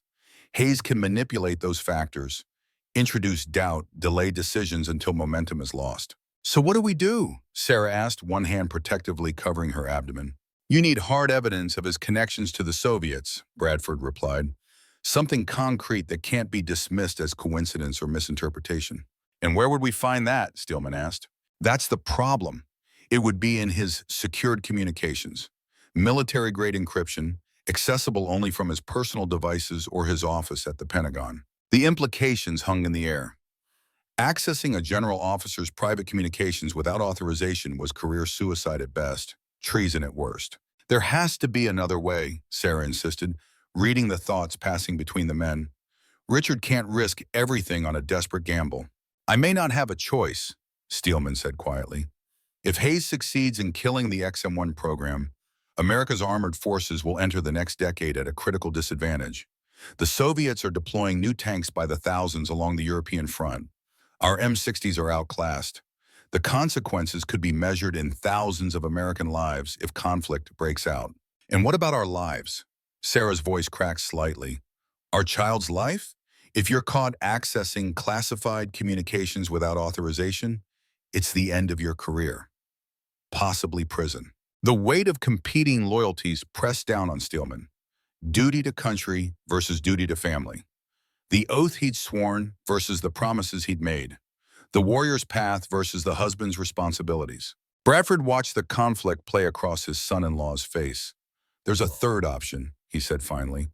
I still have Pentagon credentials, retired status, but they'll get me in the building. Hayes wouldn't recognize me. We never served together. No, Sarah said immediately. Dad, you can't. It's my choice, Sarah. Bradford's expression softened as he looked at his daughter. I've had my career, my life. You two are just starting yours. Besides, if I'm caught, it's a security violation, not treason. They'll confiscate my retirement ID and send me home with a stern warning. Steelman studied his father-in-law with new respect. The man had never fully approved of him, viewing him as too idealistic, too willing to challenge authority. Yet here he was, offering to risk his reputation to help. I appreciate the offer, sir, but this is my responsibility. Stubbornness isn't a virtue in this situation, Richard, Bradford replied. Think strategically. Hayes is expecting you to make a move. He's watching you. He's not watching me. The logic was sound, but something still felt wrong about allowing another man, especially Sarah's father, to take this risk. Let me think about it overnight, Steelman said finally. The committee doesn't meet until tomorrow afternoon. We have time to consider our options. Bradford nodded, respecting the decision to delay. Fair enough, but remember, Hayes won't be idle either. Whatever he's planning, it's already in motion. Later that night, as Sarah slept restlessly beside him, Steelman stared at the ceiling, turning the problem over in his mind. Bradford's offer was tempting. The retired colonel had the access and the experience to obtain evidence with minimal risk. But using him felt like an abdication of responsibility.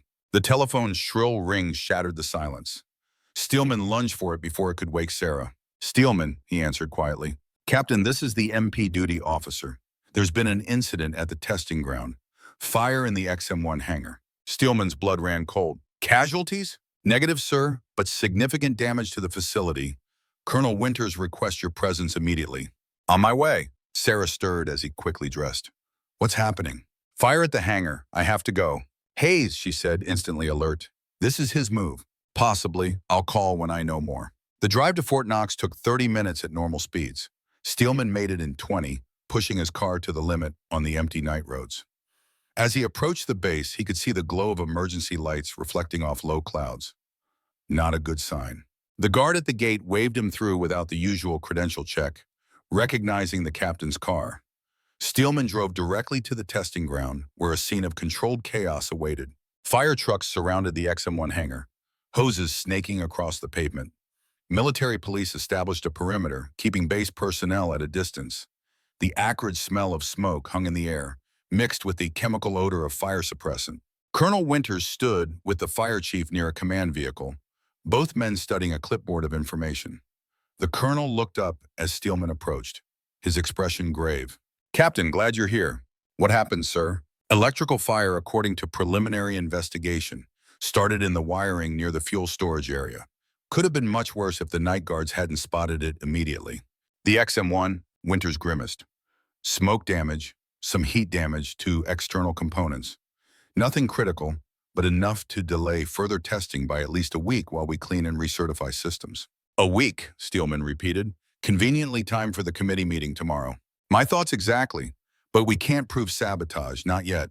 A firefighter emerged from the hangar, approaching the chief with a handheld radio. A brief consultation followed, after which the chief turned to Winters. "We've completed the interior sweep, Colonel. The fire is fully extinguished. Investigators can enter in 30 minutes once the temperature drops." "Thank you, Chief." Winters turned back to Steelman. "I want you to lead the investigation. Your engineering background makes you best qualified to identify tampering." "Yes, sir. And Captain, this stays within the chain of command for now. No external notifications until we have concrete findings." The implication was clear.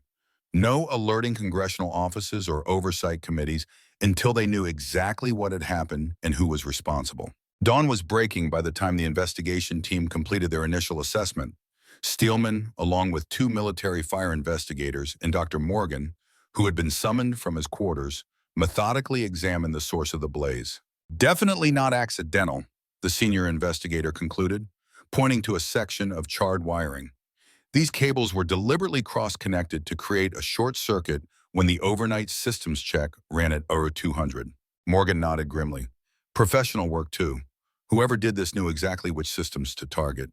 The fire would spread to the fuel area, but the automatic suppressors would activate before catastrophic damage occurred. Enough damage to delay testing, not enough to destroy the prototype entirely," Steelman summarized. "Surgical sabotage." "But who had access?" the second investigator questioned. "The hangar was secured after yesterday's trials. Guards at all entrances." Steelman examined the security logs. Only authorized personnel had entered or exited. Maintenance crews, security details, engineering staff. All with proper clearance, all with legitimate reasons for access. "Could someone have hidden inside after hours?" Morgan suggested. "Negative," the senior investigator replied. "Standard procedure includes a full sweep before securing the facility." Steelman frowned, studying the pattern of the damage. Something wasn't adding up. The sabotage was sophisticated yet strangely limited, almost as "It's a distraction," he said suddenly. "The fire isn't the primary attack. It's meant to draw attention, resources, and suspicion in one direction while something else happens elsewhere." Morgan caught on immediately. "The committee meeting. While we're focused on the fire investigation, Hayes makes his move unopposed," Steelman finished. He quickly briefed Colonel Winters on their conclusion. The commander immediately contacted the Pentagon, only to receive disturbing news. "The Oversight Committee meeting has been moved up," Winters reported grimly. "Now scheduled for 0900 instead of 1400. Hayes claimed scheduling conflicts necessitated the change. Notification went out at midnight. While we were all responding to the fire," Steelman noted. "Sir, this is coordinated action. The sabotage, the rescheduled meeting. Hayes is making his endgame move." "Agreed, but what can we do? I'm stuck here managing the fire investigation. You're needed to supervise a technical assessment of the prototype. We can't be in Washington for the committee meeting." Steelman thought rapidly, weighing options, calculating risks. Then he made his decision. "Sir, request permission to send my crew to secure the prototype while I travel to Washington immediately. I can make the committee meeting if I leave now." Winters looked doubtful. "That's cutting it extremely close, Captain. And what would you hope to accomplish? Hayes controls the committee agenda. But he doesn't control the evidence, sir. Not all of it." Understanding dawned in the colonel's eyes. "You've found something." "Not yet, but I know where to look." Steelman checked his watch. "With your permission, sir, I need to make one stop before heading to Washington." 30 minutes later, Steelman sat in his living room with Sarah and her father, outlining what they knew and what they suspected. "The fire was a diversion," he explained, "designed to keep us occupied while Hayes accelerated the committee meeting. He's making his move today, and he's ensured we'll be off balance when he does. Bradford nodded, following the logic. Classic misdirection, military strategy applied to bureaucratic warfare. I need to be at that committee meeting, Steelman continued, but I also need evidence of Hayes's Soviet connections before I arrive. Otherwise, it's my word against a general officer's. Sarah understood immediately. You want Dad to access Hayes's communications while you're flying to Washington. Yes, it's our only play. Bradford can enter the Pentagon with his retired credentials, access the secured communications center, and extract the evidence we need. I'll be on a military transport, ready to receive the information before entering the committee room. Bradford considered this. Risky, but doable. I'll need specific access codes for the communication logs. Already handled. Steelman produced a small notebook. Colonel Winters provided these. Limited access officially for the fire investigation, but they'll get you into the system. Sarah watched the exchange with growing concern. This is exactly what we worried about last night. Dangerous, potentially illegal access to classified communications. The situation has changed, Steelman replied gently. The fire, the rescheduled meeting, Hayes is accelerating his timeline, which means we need to accelerate ours. And if you're caught, then I take full responsibility. Your father provides information to me as part of the fire investigation. His actions remain within the scope of his authorized access. Bradford nodded approval. Clean, defensible, I like it. Sarah looked between the two men, recognizing the determination in their expressions. You've already decided, both of you. We have, Steelman confirmed. Then you'd better succeed. She kissed him fiercely. Because I'm not raising this child alone while you sit in a military prison.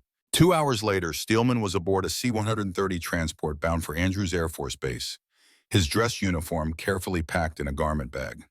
The flight would take approximately 90 minutes, leaving him minimal time to reach the Pentagon for the 0900 committee meeting. His mind raced with contingencies, scenarios, possible outcomes.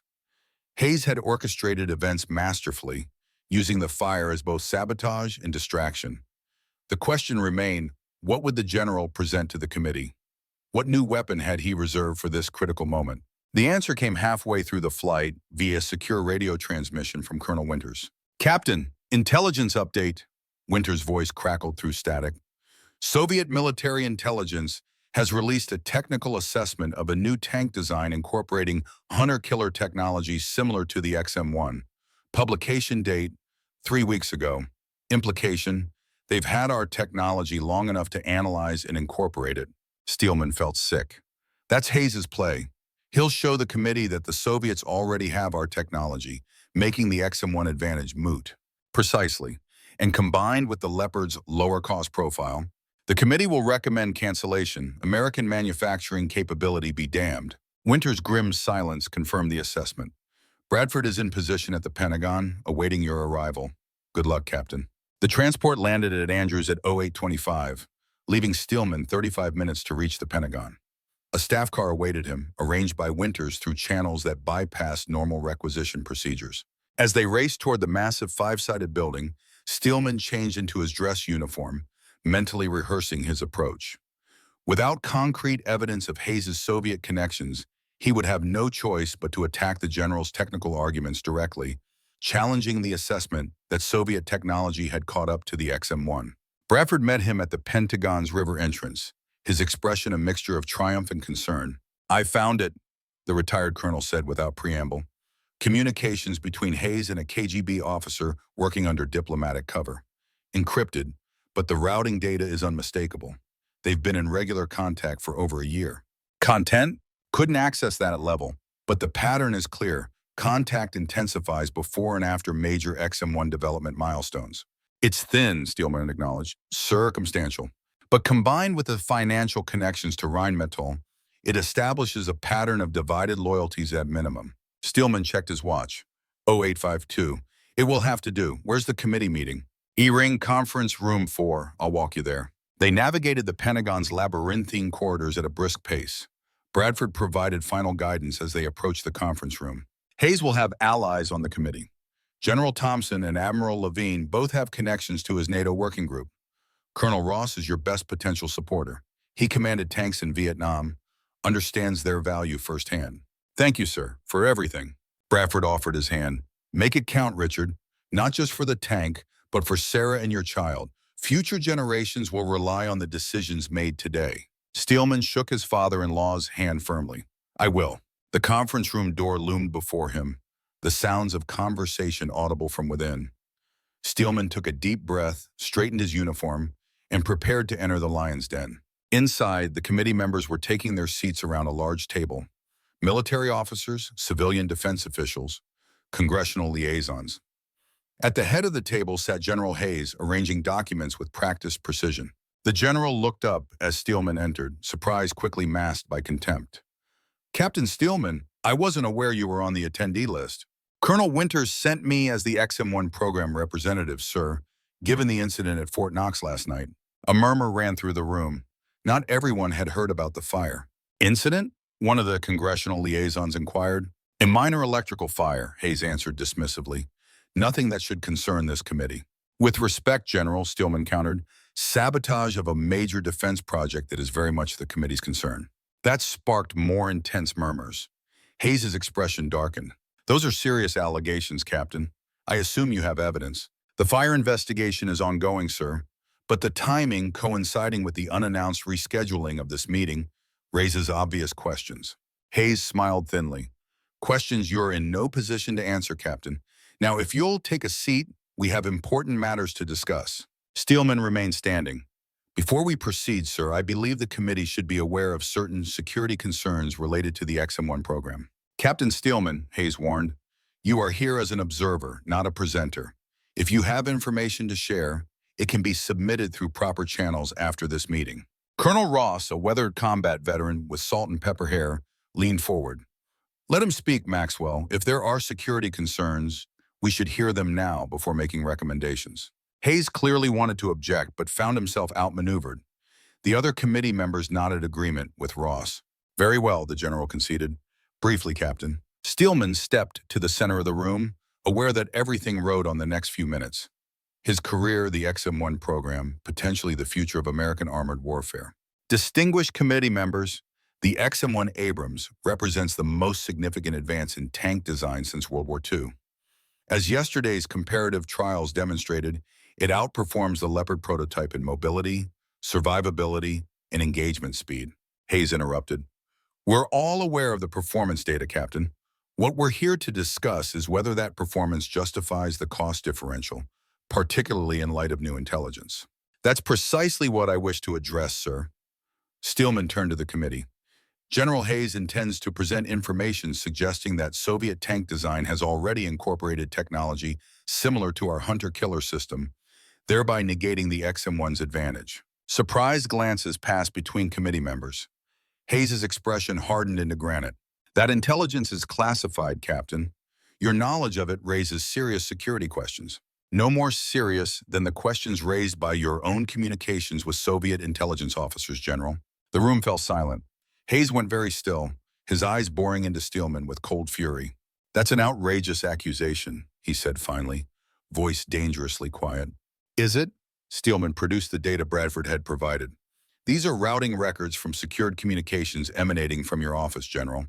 Regular exchanges with a known KGB officer operating under diplomatic cover, coinciding with key XM1 development milestones. He distributed copies to the committee members, who studied them with growing concern. Combined with your financial connections to Rheinmetall, the German defense contractor producing the Leopard tank, these communications suggest a pattern of divided loyalties that this committee must consider when evaluating your recommendations. Hayes rose slowly, his face flushed with anger. This is character assassination, Captain. Routing data proves nothing about content. My communications with Soviet officials were part of authorized diplomatic exchanges. Then you won't object to a full security review of those communications, Steelman countered, including decryption and content analysis. For the first time, Hayes looked uncertain. That's not necessary. This committee has more pressing matters to consider. Colonel Ross exchanged glances with the other members. I think, General, that these allegations are serious enough to warrant postponing our recommendation until a security review can be conducted. This is absurd, Hayes protested. Captain Steelman has no authority to demand such a review. No, a new voice agreed from the doorway. But I do. All heads turned to see a stern-faced man in civilian clothes, flanked by two military security officers. The Defense Intelligence Agency credentials he displayed silenced further objections. General Hayes, you are requested to accompany these officers for questioning regarding potential security violations. This committee meeting is suspended pending investigation. Steelman watched as Hayes was escorted from the room, the general's final glare promising retribution. The DIA official approached Steelman after the others had filed out. Captain Steelman, I'm Director Lawrence, DIA. Colonel Bradford reached out to my office with his concerns about General Hayes. We've been monitoring the situation for several weeks. Then you know about the Soviet intelligence publication? Their claimed advances in tank technology? Lawrence nodded grimly. Disinformation, designed to make us believe they have achieved parity when they haven't. Hayes was likely feeding them just enough real data to make their claims credible, while encouraging us to abandon our own program. A double game, Steelman said, selling American secrets to the Soviets while pushing German technology to the Americans. Precisely, and it nearly worked. Lawrence offered his hand. The XM1 program will continue, Captain. Your actions today ensured that. As Steelman shook the director's hand, he felt the weight of the past months lifting. The tank would be built. American armor would maintain its edge. And most importantly, he could keep his promise to Sarah. He would be there when their child was born, not fighting a rear guard action against bureaucratic sabotage. The price had been high. Careers would end. Reputations would be destroyed. The shadow of espionage and betrayal would hang over the defense establishment for years. But as Steelman left the Pentagon that afternoon, he knew with absolute certainty that he had made the right choice. Not just for his country, but for the unborn child who would inherit the world shaped by decisions made today. In the crucible of fire, both literal and metaphorical, Richard Steelman had been tested and had emerged victorious. The tank he had championed would roll off American assembly lines, carrying his legacy of perseverance into an uncertain future. And for a warrior, there could be no greater victory than that. October 1990, Saudi Arabian desert. Colonel Richard Steelman stood atop his command tank, scanning the endless expanse of sand through binoculars. 13 years had passed since the XM1 trials. 13 years that had transformed both the man and the machine. The experimental prototype had evolved into the M1 Abrams, America's premier main battle tank. And the ambitious captain had become a battle-hardened colonel, commander of the 2nd Armored Cavalry Regiment. The Iraqi invasion of Kuwait 2 months earlier had triggered the largest American military deployment since Vietnam. 500,000 troops now assembled in Saudi Arabia under Operation Desert Shield, preparing for what might become the largest tank battle since World War II. Steelman lowered his binoculars, his attention drawn to an approaching helicopter. The UH-60 Blackhawk settled onto the desert floor 50 meters away, its rotor wash sending sand swirling in all directions. A lone figure emerged and strode towards Steelman's position, the silver eagles on his shoulders catching the harsh sunlight. "Richard Steelman," the visitor called as he approached. "Still riding that metal beast after all these years?" Steelman smiled in recognition. Samuel Johnson, or should I say Colonel Johnson now. Thunder Johnson's powerful frame had thickened with age, but at 40 he still moved with the easy confidence of a natural athlete. The former loader had followed his own path to command, rising through the ranks to lead a tank battalion in the 1st Infantry Division. "Thunder to my friends," Johnson replied, clasping Steelman's hand. "And you'll always be steel to me, eagles or not." The two officers moved to the shade provided by the tank's bulk, exchanging the abbreviated greetings of men who shared history too deep for casual conversation. "How's Sarah and the boy?" Johnson asked. "Both giving me hell in their own ways. Thomas is 12 now, thinks he knows everything about tanks from his video games." Steelman smiled at the thought of his son, who had his mother's analytical mind and his father's stubborn determination. "Sarah's running the family's support group back at Fort Hood. Keeps saying she's too busy to worry about me, but I know better." "And Deadeye's family? You keep in touch?" Steelman's expression sobered. Jack Wilson had died 5 years earlier, his body finally surrendering to the combined effects of Agent Orange exposure and decades of PTSD-induced alcoholism. Emma's doing as well as can be expected. The twins finished college, both commissioned through ROTC, following their father's path. Johnson nodded, understanding the complex legacy of their former gunner. "And Cooper?" "Captain Billy Cooper is currently maintaining the regiment's tanks about half a click from here. Still the best mechanic in the Army, though he pretends to be management these days." The mention of their former driver brought them back to the present, to the reason for Johnson's visit. "I hear you've been pushing for a forward deployment," Johnson said, "making waves with division." Steelman gestured toward the northern horizon. The Iraqis have nearly 1,000 T-72s across the border. Our job is to screen for the heavy divisions, but we can't do that effectively from defensive positions. We need to be forward, gathering intelligence, understanding the terrain. The general staff is concerned about premature engagement. They want a coordinated assault when the time comes, not piecemeal actions. And when exactly will the time come, Thunder? We've been sitting in the sand for 2 months. Meanwhile, Saddam consolidates his forces and digs in deeper in Kuwait. Johnson studied his former commander. The years had added silver to Steelman's temples, lines at the corners of his eyes, but the intensity remained unchanged. The same determination that had saved the Abrams program 13 years earlier now focused on the coming conflict. "That's why I'm here," Johnson said finally. "I've been assigned as liaison to your regiment for a special reconnaissance mission. Very limited distribution, straight from Corps." Steelman's interest sharpened. What kind of reconnaissance? The dangerous kind. Johnson glanced around, ensuring they were alone. 3 days from now, under cover of darkness, your regiment crosses into Iraq. Limited penetration, 20 kilometers. Objective, confirm Iraqi defensive positions, identify gaps, validate satellite intelligence. Then withdraw before dawn. Corps approved this. Schwarzkopf himself signed off. But if anything goes wrong, it's on us. Steelman considered the implications. A cross-border incursion before the formal commencement of hostilities carried significant risk, both tactical and political. Detection could trigger a premature Iraqi response or international condemnation, but the intelligence value was undeniable. "My regiment is ready," he said finally, "but I want to lead the mission personally." Johnson had anticipated this. "Already approved. You'll take your command tank plus 3 others. Fast, quiet, in and out. I'll accompany as Corps liaison. And if we encounter Iraqi armor, avoid if possible. Engage only if necessary for mission completion or self-preservation." Johnson held Steelman's gaze. "This isn't about starting the war early, Richard. It's about ensuring we win it decisively when it comes." Steelman nodded his understanding. 3 days to prepare. I'll select the crews myself." "One crew member has already been selected," Johnson said with a slight smile. "Your gunner, special assignment from Washington." Before Steelman could question this unusual arrangement, the distant rumble of diesel engines announced an approaching convoy. 3 M998 Humvees appeared on the horizon, trailing dust plumes across the desert floor. "Your reinforcements," Johnson explained. "Technical specialists to ensure the Abrams are prepared for deep penetration operations." The lead vehicle stopped 30 meters away. Its passenger door opened, and a figure emerged that caused Steelman to catch his breath in surprise. Dr. Howard Morgan stood leaning on a cane, his thin frame more gaunt than Steelman remembered. His white hair now sparse, but his eyes remained bright with intelligence and determination as he spotted Steelman and raised a hand in greeting. "Impossible," Steelman murmured. "The doctors gave him 3 months. That was 13 years ago."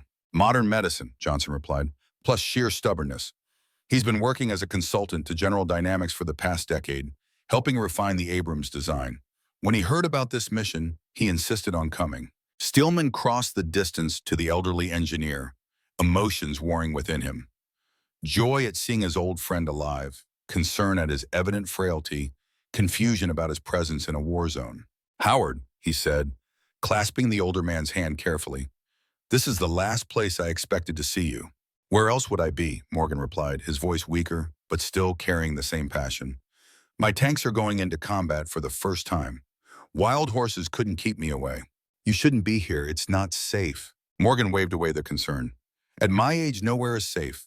I have 3 stents in my heart and more medications than I can count. But I'm still here, and I intend to see this through." From the second Humvee emerged another familiar face. Captain William Lightning Cooper approached with the easy grin that had changed little over the years, though his boyish features had matured into those of a man in his mid-30s. "Colonel?" Cooper saluted, then broke into a smile. "Or is it still just sir when it's family?" Steelman returned the salute, then clasped the younger man's shoulder. "Good to see you, Billy. Heard you've been keeping our beasts running in this godforsaken sand." 20-hour days, but worth every minute. "These A1 models are something else, sir. The depleted uranium armor, the 120 mm gun. The Iraqis have no idea what's coming for them." The third Humvee disgorged several technical specialists carrying diagnostic equipment. Morgan gestured toward them. My team, we're here to implement final calibrations on the fire control systems. The desert environment requires specialized adjustments for optimal performance. Steelman looked between Morgan, Cooper, and Johnson, understanding dawning. You've been planning this for some time. Johnson nodded. The reconnaissance mission is real. The need for technical support is real. But yes, we've arranged to reunite as much of the original team as possible for what might be the final chapter of our story. Deadeye should be here, Cooper said quietly.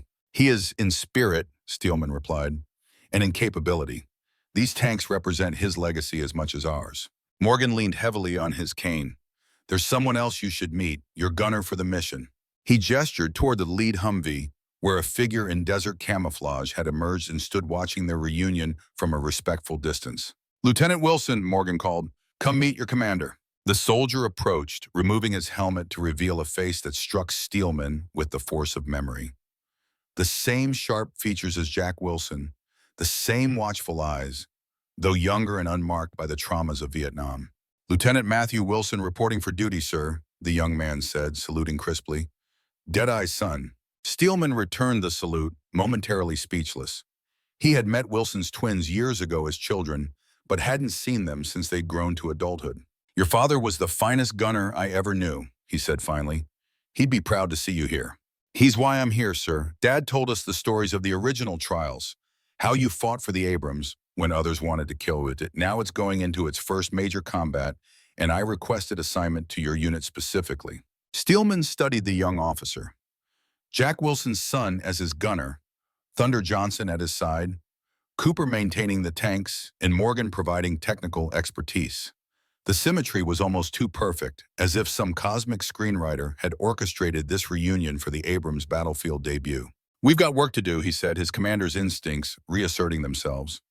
3 days to prepare for a mission that could determine the course of the coming conflict.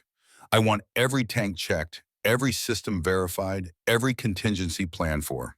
Already on it, sir, Cooper replied. I've set up a maintenance area behind the ridge. We can work there without drawing attention. For the next 72 hours, the team operated with the cohesion of a much longer established unit. Cooper and his maintenance crews worked around the clock, ensuring the 4 selected Abrams tanks were in peak condition. Morgan's technical specialists calibrated the fire control systems to account for the unique atmospheric conditions of the desert environment. Johnson coordinated with Corps headquarters, securing the latest intelligence on Iraqi positions without revealing the specific nature of their mission. And Steelman worked closely with Lieutenant Wilson, assessing his skills, establishing the commander-gunner rapport that would be crucial during high-stress engagements. The young officer proved every bit as talented as his father, with a natural feel for the Abrams' sophisticated fire control system and an uncanny ability to identify targets at extreme range. On the evening before the mission, Steelman found Morgan sitting alone outside the maintenance tent, gazing at the stars that blazed with uncommon brilliance in the desert sky. You should be resting, Steelman said, settling beside the aging engineer. Big day tomorrow. Morgan smiled faintly. I've rested enough in hospitals over the years. This is where I belong, Richard, seeing the culmination of a lifetime's work. The Abrams has already proven itself in training and exercises. You have nothing left to prove. But it hasn't faced the Soviet designs in actual combat. The T-72s across the border represent the validation or repudiation of every design decision we made. Morgan's eyes reflected the starlight as he turned to Steelman. Do you ever think about Hayes? About what might have happened if he'd succeeded? The name still evoked complex emotions for Steelman. General Maxwell Hayes had been convicted of espionage in a classified military tribunal, his betrayal one of the most significant security breaches of the Cold War era. The full extent of his collaboration with Soviet intelligence had never been publicly disclosed, but the damage assessment had been severe. Sometimes, Steelman admitted, if the Abrams had been canceled, if we'd adopted the Leopard instead, America would be fighting this war with European tanks, and the Soviets would have had advanced knowledge of our capabilities. Precisely. Instead, they sold the Iraqis T-72s with the promise they could handle anything the Americans might deploy. Morgan gestured toward the tanks silhouetted against the night sky. Those machines represent American perseverance, Richard. The refusal to concede technological superiority to any adversary. They also represent the work of good men, you, Cooper, Johnson, Wilson. Morgan nodded slowly. A band of brothers, brought together by circumstance and kept together by belief in something larger than ourselves. The conversation lapsed into comfortable silence. After a while, Morgan extracted a sealed envelope from his jacket and handed it to Steelman. "What's this?" "Information I've never shared, about Hayes, about the real extent of the compromise. Open it only if something happens to me." Steelman tried to return the envelope. "Nothing's going to happen to you. You're not even crossing the border." "Humor an old man, Richard. I've cheated death for 13 years. At some point, the house always wins." Reluctantly, Steelman pocketed the envelope. "Get some rest, Howard. That's an order." The older man chuckled. "I stopped taking orders around the time you were born, Colonel, but I'll try." As Steelman returned to his command tent, he found Johnson reviewing the latest satellite imagery with Lieutenant Wilson. "Iraqi positions confirmed here, here, and here," Johnson was saying, indicating points on the map. "Main defensive belt approximately 12 kilometers from the border. Our insertion point is this wadi, which satellite shows is unoccupied." "And our extraction?" Wilson asked. "Same route if possible. Alternate routes here and here if we encounter resistance." Johnson looked up as Steelman entered. "Just updating the lieutenant on the latest intelligence." "Any changes to the operational parameters?" "Negative. We cross at 0200, limited observation only, withdraw before dawn. Corps is adamant that we avoid engagement unless absolutely necessary." Steelman studied the map, his mind already gaming out contingencies. "The Iraqis have had months to prepare their defenses. I'm concerned the satellite imagery isn't capturing everything, especially in these areas where they've used camouflage netting." "That's exactly why this mission is necessary," Johnson replied. "We need ground truth before the main offensive. And if that ground truth includes more T-72s than expected, then we report it and get out. This isn't the time for heroics, Richard." Steelman nodded agreement, but a sense of foreboding had settled over him. Throughout his career, few operations had proceeded exactly as planned. The desert, the darkness, the proximity of enemy forces all created conditions for unexpected developments. "Get some rest," he told Wilson. "We roll at 0130. After the lieutenant departed, Johnson fixed Steelman with a penetrating look. "You're concerned, cautious. Something about this feels too convenient. The timing, the limited distribution, the specific personnel selections. You think we're being set up?" "Not exactly, but I can't shake the feeling we're not seeing the complete picture." Steelman rubbed his temples. Hayes had allies, Thunder. Men who shared his vision of American military procurement. Men who were never identified or charged. That was 13 years ago, Richard. Hayes is in Fort Leavenworth serving multiple life sentences. And yet here we are, taking the Abrams into its first combat action with a hastily assembled team that just happens to include most of the original trials crew. It's too neat. Johnson considered this. "What are you suggesting?" "I'm not sure. Just keep your eyes open and watch our backs as carefully as you watch the Iraqis." The desert night was moonless, ideal for covert operations. At precisely 0130, 4 M1 Abrams tanks, their engines muffled to reduce noise signature, moved into formation near the Saudi Arabian border with Iraq. Each tank had been specially prepared for the mission, with additional fuel tanks, secure communication systems, and enhanced night vision capabilities. Steelman stood in the commander's hatch of the lead tank, designated Cyclops Actual. Lieutenant Wilson sat in the gunner's position below him, eyes already adjusted to the green glow of his thermal imaging sight.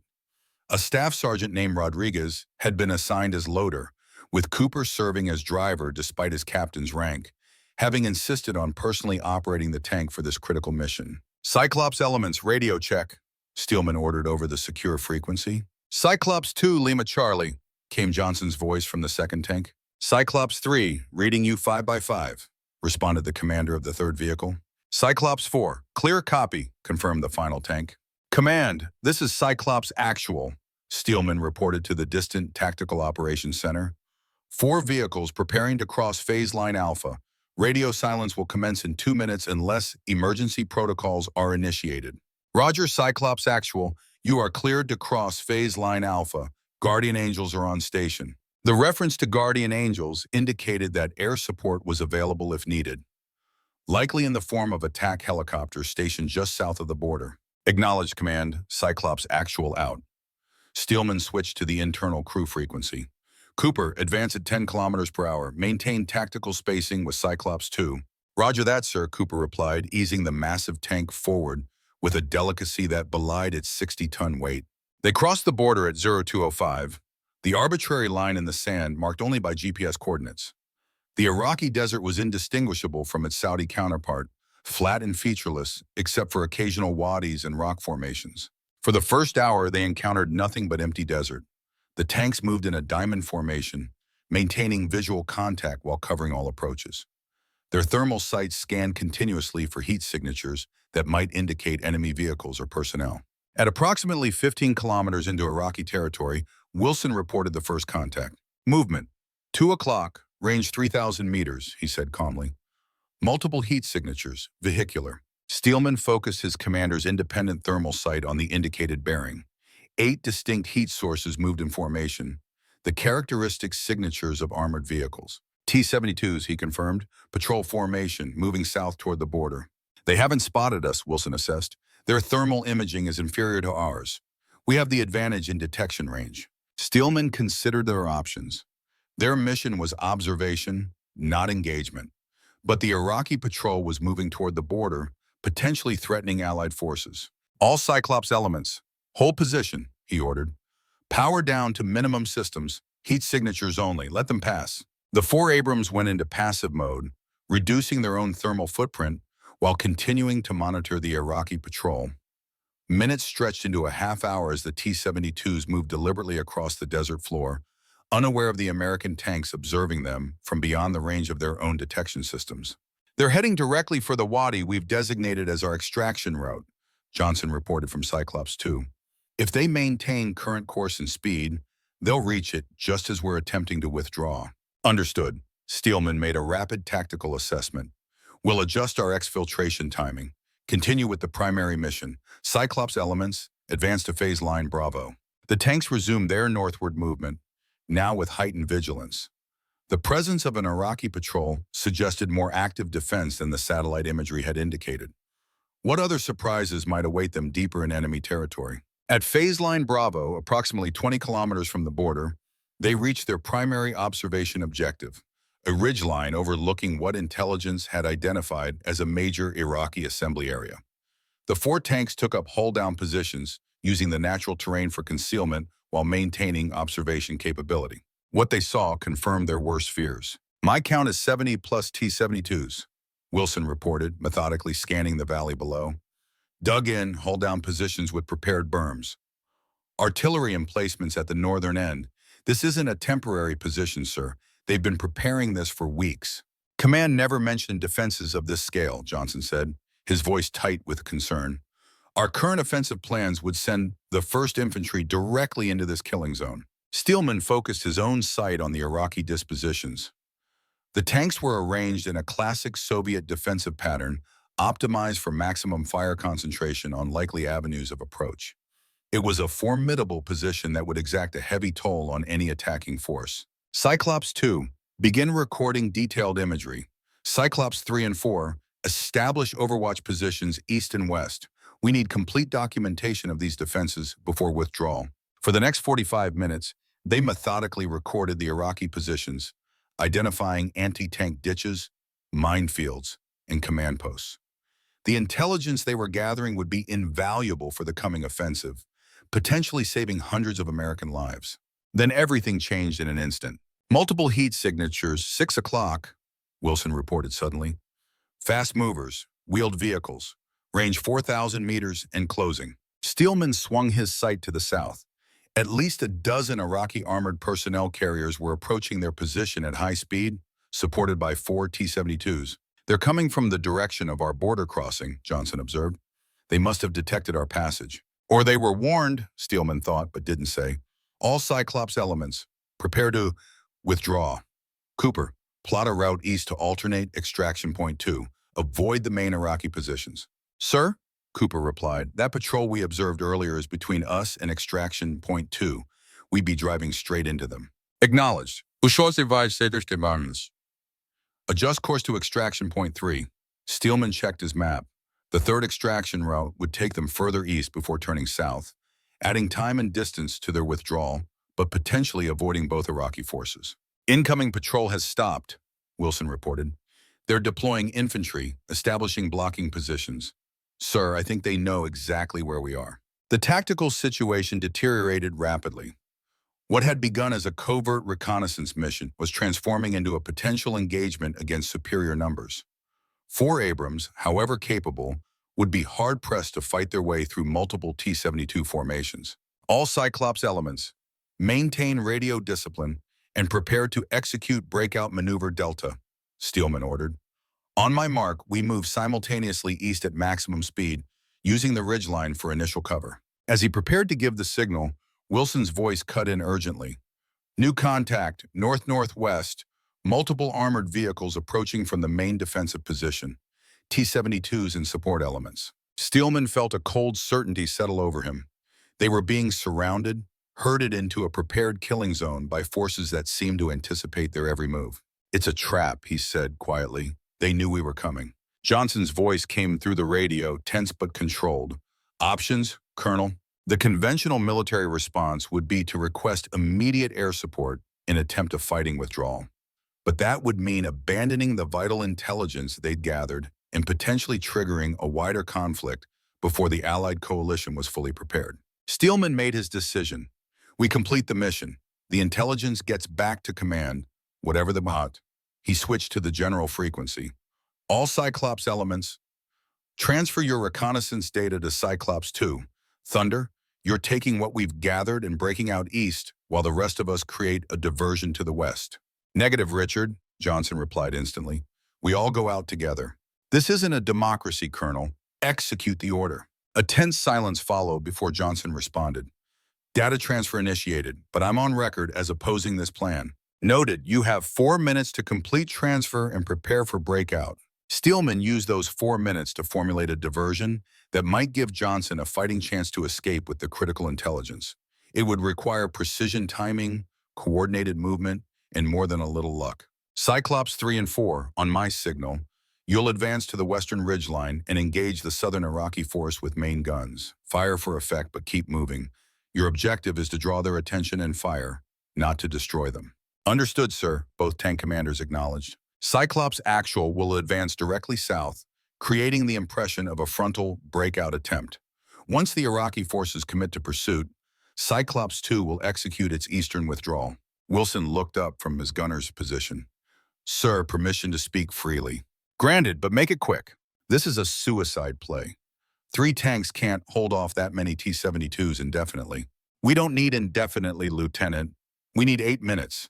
That's how long it will take Cyclops 2 to clear the engagement zone if they move at maximum speed. Wilson nodded slowly. 8 minutes, we can do that. Data transfer complete, Johnson reported. Ready to execute on your command. Steelman took a deep breath, aware that the next few minutes would determine not just their fate, but potentially the course of the coming war. If the intelligence they'd gathered reached command, thousands of American lives might be saved. If it didn't, the coalition would advance into a killing zone unaware. All Cyclops elements, execute breakout maneuver now. The 4 Abrams burst from their concealed positions simultaneously, engines roaring at full power. Cyclops 3 and 4 charged toward the western ridgeline, main guns already traversing toward the southern Iraqi force. Cyclops Actual, with Steelman commanding, accelerated directly south, presenting itself as the primary target. And Cyclops 2, carrying Johnson and the vital intelligence, began its eastern withdrawal, initially screened from Iraqi observation by the ridgeline. The Iraqi response was immediate. The T-72s to the south opened fire, their 125mm rounds falling short as they attempted to range the rapidly moving American tanks. Cyclops 3 and 4 crested the western ridge and fired simultaneously, each destroying an Iraqi tank with their first shots. Continue moving, Steelman ordered as his own tank cleared the ridgeline. Fire on the move, keep their attention focused on us. Wilson needed no further instruction. The gunner acquired and engaged targets with mechanical precision, the Abrams' sophisticated fire control system compensating for the tank's movement over rough terrain. His first round struck an Iraqi BMP infantry fighting vehicle, turning it into a fireball that illuminated the desert night. 2 T-72s targeting Cyclops Actual, Cooper reported from the driver's position, taking evasive action. The massive tank swerved sharply, its advanced suspension absorbing punishment that would have thrown other vehicles off course. An Iraqi round passed within meters of their port side, missing by the narrowest of margins. Wilson returned fire, his depleted uranium sabot round punching through the lead T-72's frontal armor as if it were cardboard. The Soviet-designed tank erupted in a catastrophic ammunition cook-off, its turret blown completely off the hull by the internal explosion. "That's for Deadeye," Wilson murmured as he traversed to the next target. Across the battlefield, Cyclops 3 and 4 were executing their part of the plan with disciplined aggression. Moving in coordinated patterns, they engaged the Iraqi forces from multiple angles, creating the impression of a larger American force attempting a breakout to the west. And somewhere to the east, Johnson's tank was racing toward the border, carrying the intelligence that could save thousands of lives. Cyclops 2 reports clearing initial Iraqi positions, Rodriguez announced from the loader station, monitoring the secure frequency. Estimated 6 minutes to extraction point. "Good," Steelman acknowledged. "All Cyclops elements maintain pressure for 6 more minutes, then disengage and proceed to extraction point 3. But disengagement would prove more difficult than anticipated. The Iraqi forces, initially surprised by the American tanks' superior firepower and thermal imaging, began to adapt. They used their numerical advantage to spread out, forcing the 3 Abrams to engage multiple targets simultaneously. And they brought up reinforcements from their main defensive positions, including more T-72s and anti-tank missile teams. "ATGMs, 3 o'clock, Cooper warned as missile trails appeared in the thermal sight. Steelman dropped down into the turret, closing his hatch as Wilson traversed the main gun toward the missile launch position. "Countermeasures," Steelman ordered. Rodriguez activated the tank's defensive systems, launching smoke canisters that created a thermal screen around the vehicle. The Iraqi missiles, guided by older generation thermal seekers, lost lock and veered off course. Wilson fired at the missile team's position, the high explosive round obliterating the threat. But for every enemy position they neutralized, 2 more appeared. "We're being boxed in," Cooper reported tensely. "They're using the terrain to channel us away from the extraction point." Steelman checked the tactical display. The Iraqi forces had indeed positioned themselves to cut off their most direct route to the border. And more concerning, they appeared to be attempting to separate the 3 American tanks from each other. "Cyclops 3 and 4, tighten formation," he ordered. "We move as a unit toward extraction point 3. Maintain maximum suppressive fire." The 3 tanks adjusted their positions, forming a loose triangle that allowed for mutual support while continuing to engage Iraqi forces. But the pressure was mounting. Multiple T-72s fired simultaneously, their rounds impacting close enough to shower Steelman's tank with debris. 4 minutes to extraction, Rodriguez updated. Wilson destroyed another T-72, but his voice held concern. "Sir, ammunition status is becoming an issue, down to 12 main gun rounds. Make them count, Lieutenant. Prioritize threats that directly block our withdrawal route." The battle intensified as the Iraqi commanders recognized the American tanks were attempting to disengage. They pressed their numerical advantage, accepting losses to maintain pressure on the retreating force. A tremendous impact rocked Cyclops Actual, throwing Steelman against the turret ring with bruising force. "Hit right side," Cooper reported. "Depleted uranium armor holding, but we've lost external fuel cells. Status of drive system? Functional, but right track tension system is damaged. Reduced mobility on that side." Another challenge in an increasingly desperate situation. Steelman made a rapid assessment. With damaged mobility, his tank would slow the others' withdrawal. "Cyclops 3 and 4, proceed to extraction point immediately. Cyclops Actual will provide covering fire." "Negative, sir," the commander of Cyclops 3 responded. "We move together." "That's an order, Captain. The mission priorities haven't changed. Get that intelligence back to command." The debate ended abruptly as an Iraqi round struck Cyclops 4 directly. The Abrams' advanced armor prevented catastrophic penetration, but the impact disabled its main gun, leaving it with only machine gun armament. "Cyclops 4 is combat ineffective," its commander reported. "Turret rotation system damaged beyond field repair. Can still move but cannot engage with main armament." The situation was deteriorating rapidly. 3 minutes remained before Johnson would reach the extraction point with the vital intelligence. 3 minutes that Steelman's reduced force needed to survive while maintaining enough pressure to prevent the Iraqis from pursuing Johnson. "New plan," Steelman decided. "Cyclops 4, you withdraw immediately, maximum speed. Cyclops 3, you provide direct covering fire for their withdrawal.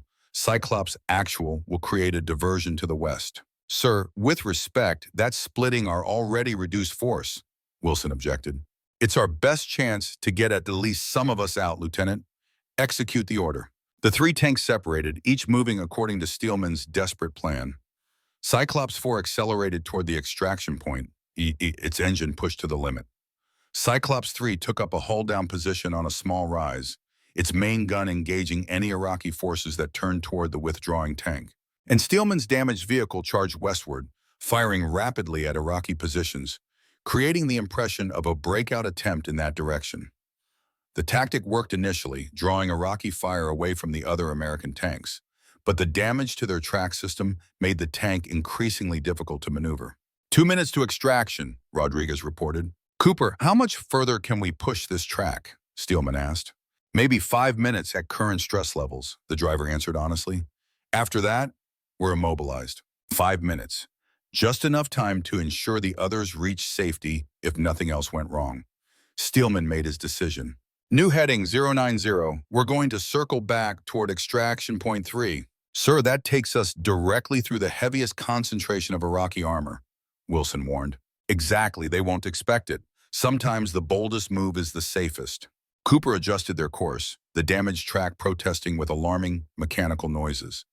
The Abrams accelerated toward the Iraqi forces that had been pursuing them, its main gun blazing. The unexpected charge created momentary confusion among the Iraqi commanders. Several T-72s began to retreat, their crews unprepared for an American tank to suddenly advance directly toward their positions. Wilson exploited the confusion masterfully, destroying 2 tanks in rapid succession with perfectly placed shots. The surviving Iraqi vehicles scattered, their coordinated pursuit dissolving into individual survival responses. 1 minute to extraction, Rodriguez announced. They were going to make it. Against all odds, the diversionary tactics had worked. Cyclops 4 was already approaching the extraction point. Cyclops 3 was disengaging from its covering position, and Steelman's damaged tank was fighting through the last obstacles to freedom. Then disaster struck. Multiple launch rocket system, Wilson shouted. Barrage incoming. The sky lit up as Iraqi artillery launched a massive rocket barrage. Not precision fire aimed at individual tanks, but area saturation designed to catch anything trying to escape the sector. Evasive action, Steelman ordered, but their damaged track limited their options. Cooper did his best, weaving the crippled behemoth between impact points as the desert erupted around them. A near miss rocked the tank, shattering external equipment and sensors. Alarms blared inside the crew compartment. Engine temperature critical, Cooper reported. Cooling system damaged. Can we make it to the extraction point? Not at combat speed. Maybe at reduced power, but that makes us an easy target. Steelman checked the tactical display. Cyclops 3 and 4 had nearly reached the border. Johnson's tank was already across. The mission's primary objective was secure. The intelligence would reach command. Cyclops elements, this is actual, he transmitted. Confirmed status. Cyclops 2 across phase line Alpha, Johnson responded. Data intact. Cyclops 3 approaching phase line Alpha. Minor damage but combat effective. Cyclops 4 crossing phase line Alpha now. Still combat ineffective but mobile. The relief Steelman felt was profound. Whatever happened next, the mission had succeeded. The intelligence that could save thousands of American lives would reach command. All elements, proceed to rally point. Do not, repeat, do not attempt to return for Cyclops Actual. Richard, Johnson's voice cut through the professional detachment. We're not leaving you out there. The mission comes first, Thunder. Always has. Steelman's voice remained steady. Guardian angels can find us after dawn if we're still operational. If, the word hung unspoken between them. The damaged tank, surrounded by Iraqi forces with limited ammunition and failing systems, faced long odds of survival until any rescue attempt could be mounted. Cooper, Steelman addressed his driver, find us a defensible position, someplace where we can maximize what weapons we have left. There's a rock formation 2 kilometers southwest, Cooper replied after consulting his terrain map. Natural hold-down position, good fields of fire. Take us there. Wilson, ammunition status? 6 main gun rounds remaining. 2,000 rounds for the Coke's machine gun. 6 rounds against what remained of the Iraqi force. Not enough for a prolonged engagement, but perhaps enough to hold them off until the political situation clarified. Once the intelligence reached command, decisions would be made. The formal commencement of hostilities might be accelerated. Air support might be authorized, or they might be on their own until the scheduled offensive began days later. The damaged Abrams limped toward the rock formation Cooper had identified, its track making ominous grinding noises with each revolution. Behind them, the Iraqi forces regrouped, more cautious now after experiencing the devastating effectiveness of the American tank, but still pursuing. They're keeping their distance, Wilson observed, staying just outside optimal firing range. They've learned respect, Steelman replied, but they'll close in when they realize we're damaged. The rock formation loomed ahead, a natural fortress rising from the desert floor. Cooper guided the tank into position, using the last of its maneuverability to achieve an optimal defensive stance before the track finally ceased completely. "That's it," he reported.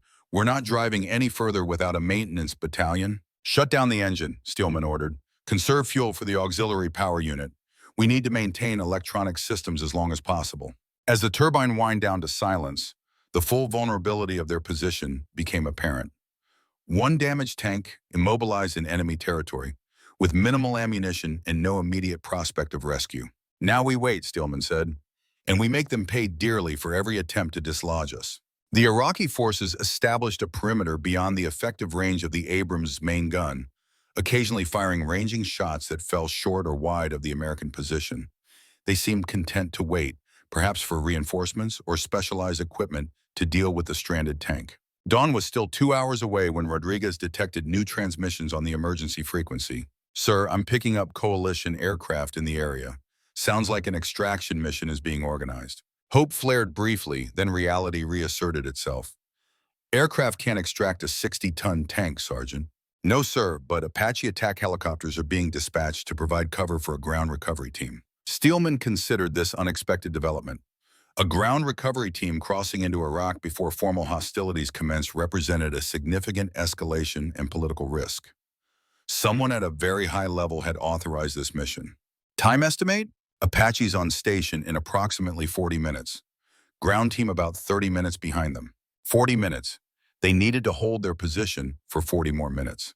But the Iraqi commanders, perhaps sensing the approaching rescue, began to press their advantage. T-72s advanced in hull-down positions, probing the American defenses. "Target, 10 o'clock, range 2,100 meters, Wilson reported.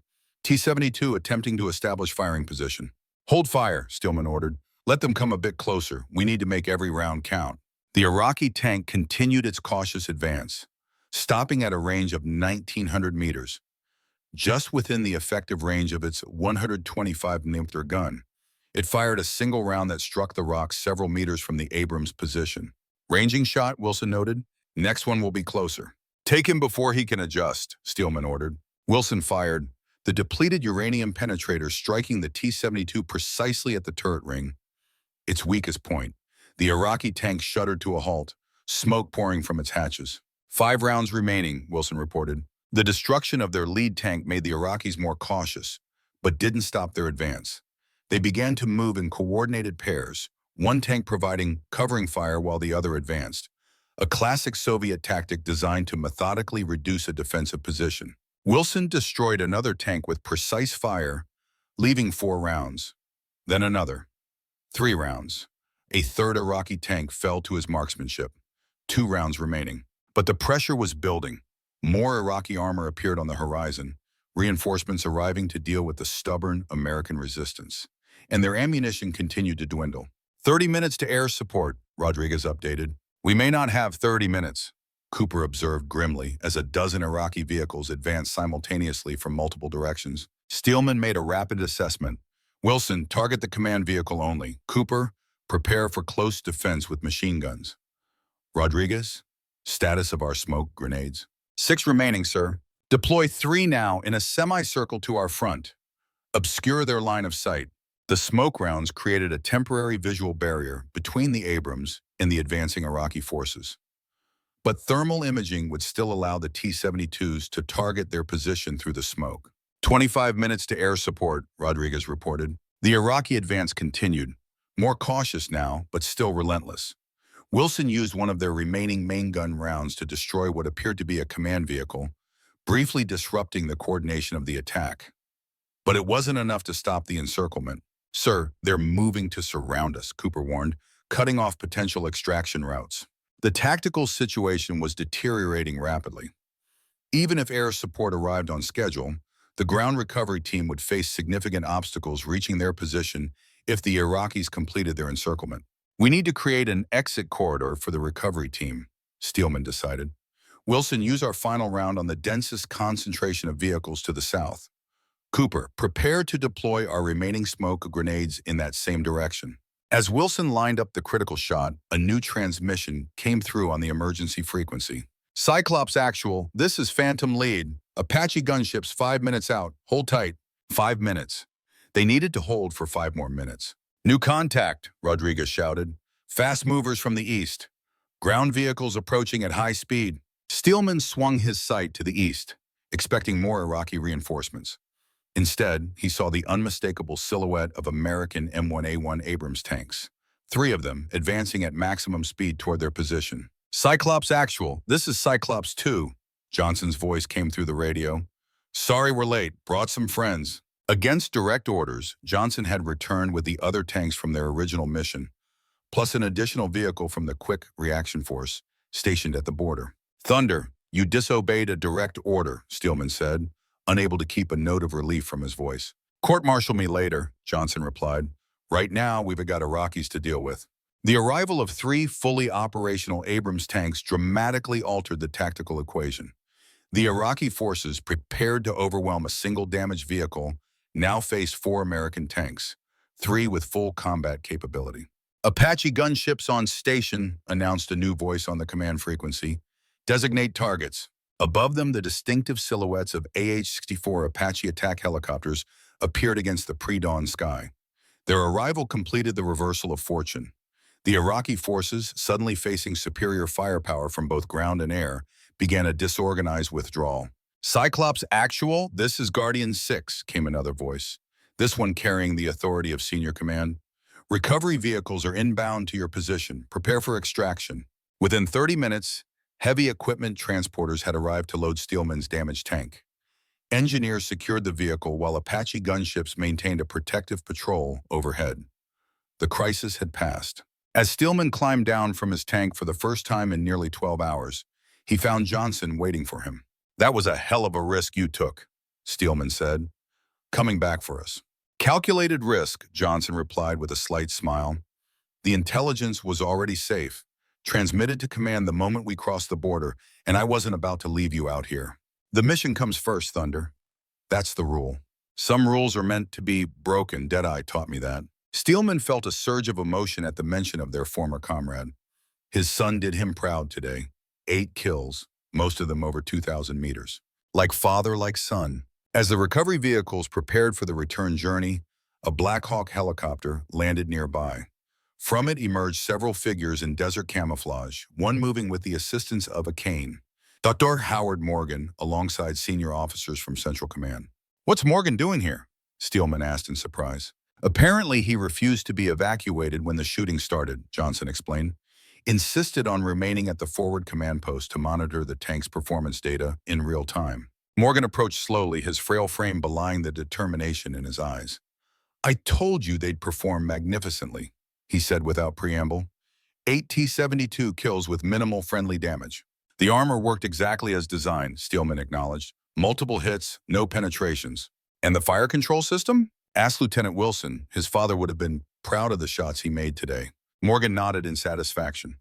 The ultimate validation, not in tests or trials, but in actual combat against Soviet-designed opponents. One of the Central Command officers joined them, a full colonel with intelligence insignia.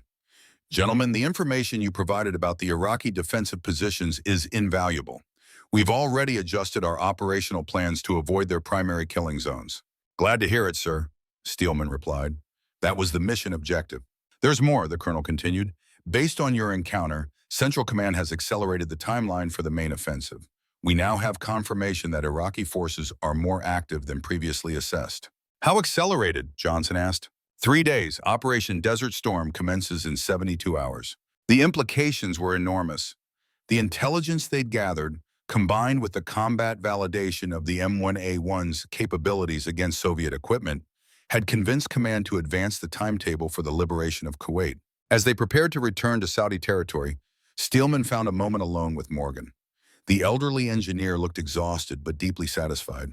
I opened your envelope, Steelman said quietly. When we thought we might not make it back. Morgan nodded. Then you know the truth. About Hayes, about the technology transfer, about everything. I know he wasn't working alone, that elements within our own defense establishment were complicit in selling American secrets, and that some of those elements remain in positions of influence today, Morgan finished. I've kept that information secure for 13 years, Richard, waiting for the right moment. Is this the right moment? Morgan gazed across the desert toward the Iraqi positions they had just escaped. The Abrams has proven itself in combat. Its reputation is secure. Now is the time to ensure its legacy isn't compromised by those who once tried to prevent its very existence. What do you suggest? The information in that envelope goes to the Secretary of Defense directly. No intermediaries, no staff officers. There are names, dates, financial transactions, everything needed to complete the investigation that was prematurely closed 13 years ago. Steelman considered the political earthquake such revelations would trigger. High-ranking officials exposed as Soviet collaborators, defense contractors implicated in espionage, the potential damage to public trust in military procurement systems, but also, finally, justice. For Deadeye Wilson, who had been framed as a security risk, for Cooper and Johnson, whose careers had been nearly derailed by Hayes' machinations, for Morgan himself, who had dedicated his life to American armor supremacy while battling both cancer and internal saboteurs. I'll deliver it personally, Steelman promised, after the main offensive, after the Abrams has proven itself not just in a single engagement, but in the largest tank battle since World War II. Morgan nodded, satisfied. That's fitting, the tank first, the politics second. As they boarded the helicopter for the return flight to Saudi Arabia, Steelman looked back at the battlefield where American armor had faced its Soviet counterparts for the first time. The encounter had validated everything they had fought for 13 years earlier. The Abrams had proven itself not just technically superior, but decisively dominant against the very tanks it had been designed to defeat. In 72 hours, hundreds more would join the battle, their crews protected by the armor Morgan had designed, their effectiveness multiplied by the fire control system Wilson had mastered, their mobility ensured by the power plant Cooper maintained. A generation of American engineering excellence would face the ultimate test of combat. And Richard Steelman, who had fought for that excellence when others would have compromised it, would lead them into battle. The Steel Commander, guiding steel beasts, fulfilling a promise made long ago to defend American lives with American technology. The circle was complete, the legacy secure. And somewhere Jack Deadeye Wilson was surely watching with pride as his son carried forward the tradition of excellence he had helped establish. As the helicopter lifted off, Steelman felt a profound sense of completion. The journey that had begun at Fort Knox 13 years earlier had reached its culmination in the Iraqi desert. And whatever challenges lay ahead, the band of brothers who had championed the Abrams through adversity and betrayal could face them with the confidence born of vindication. Steel honor, forged in peace, proven in war, enduring through generations. The legacy of the Abrams and of the men who had made it possible.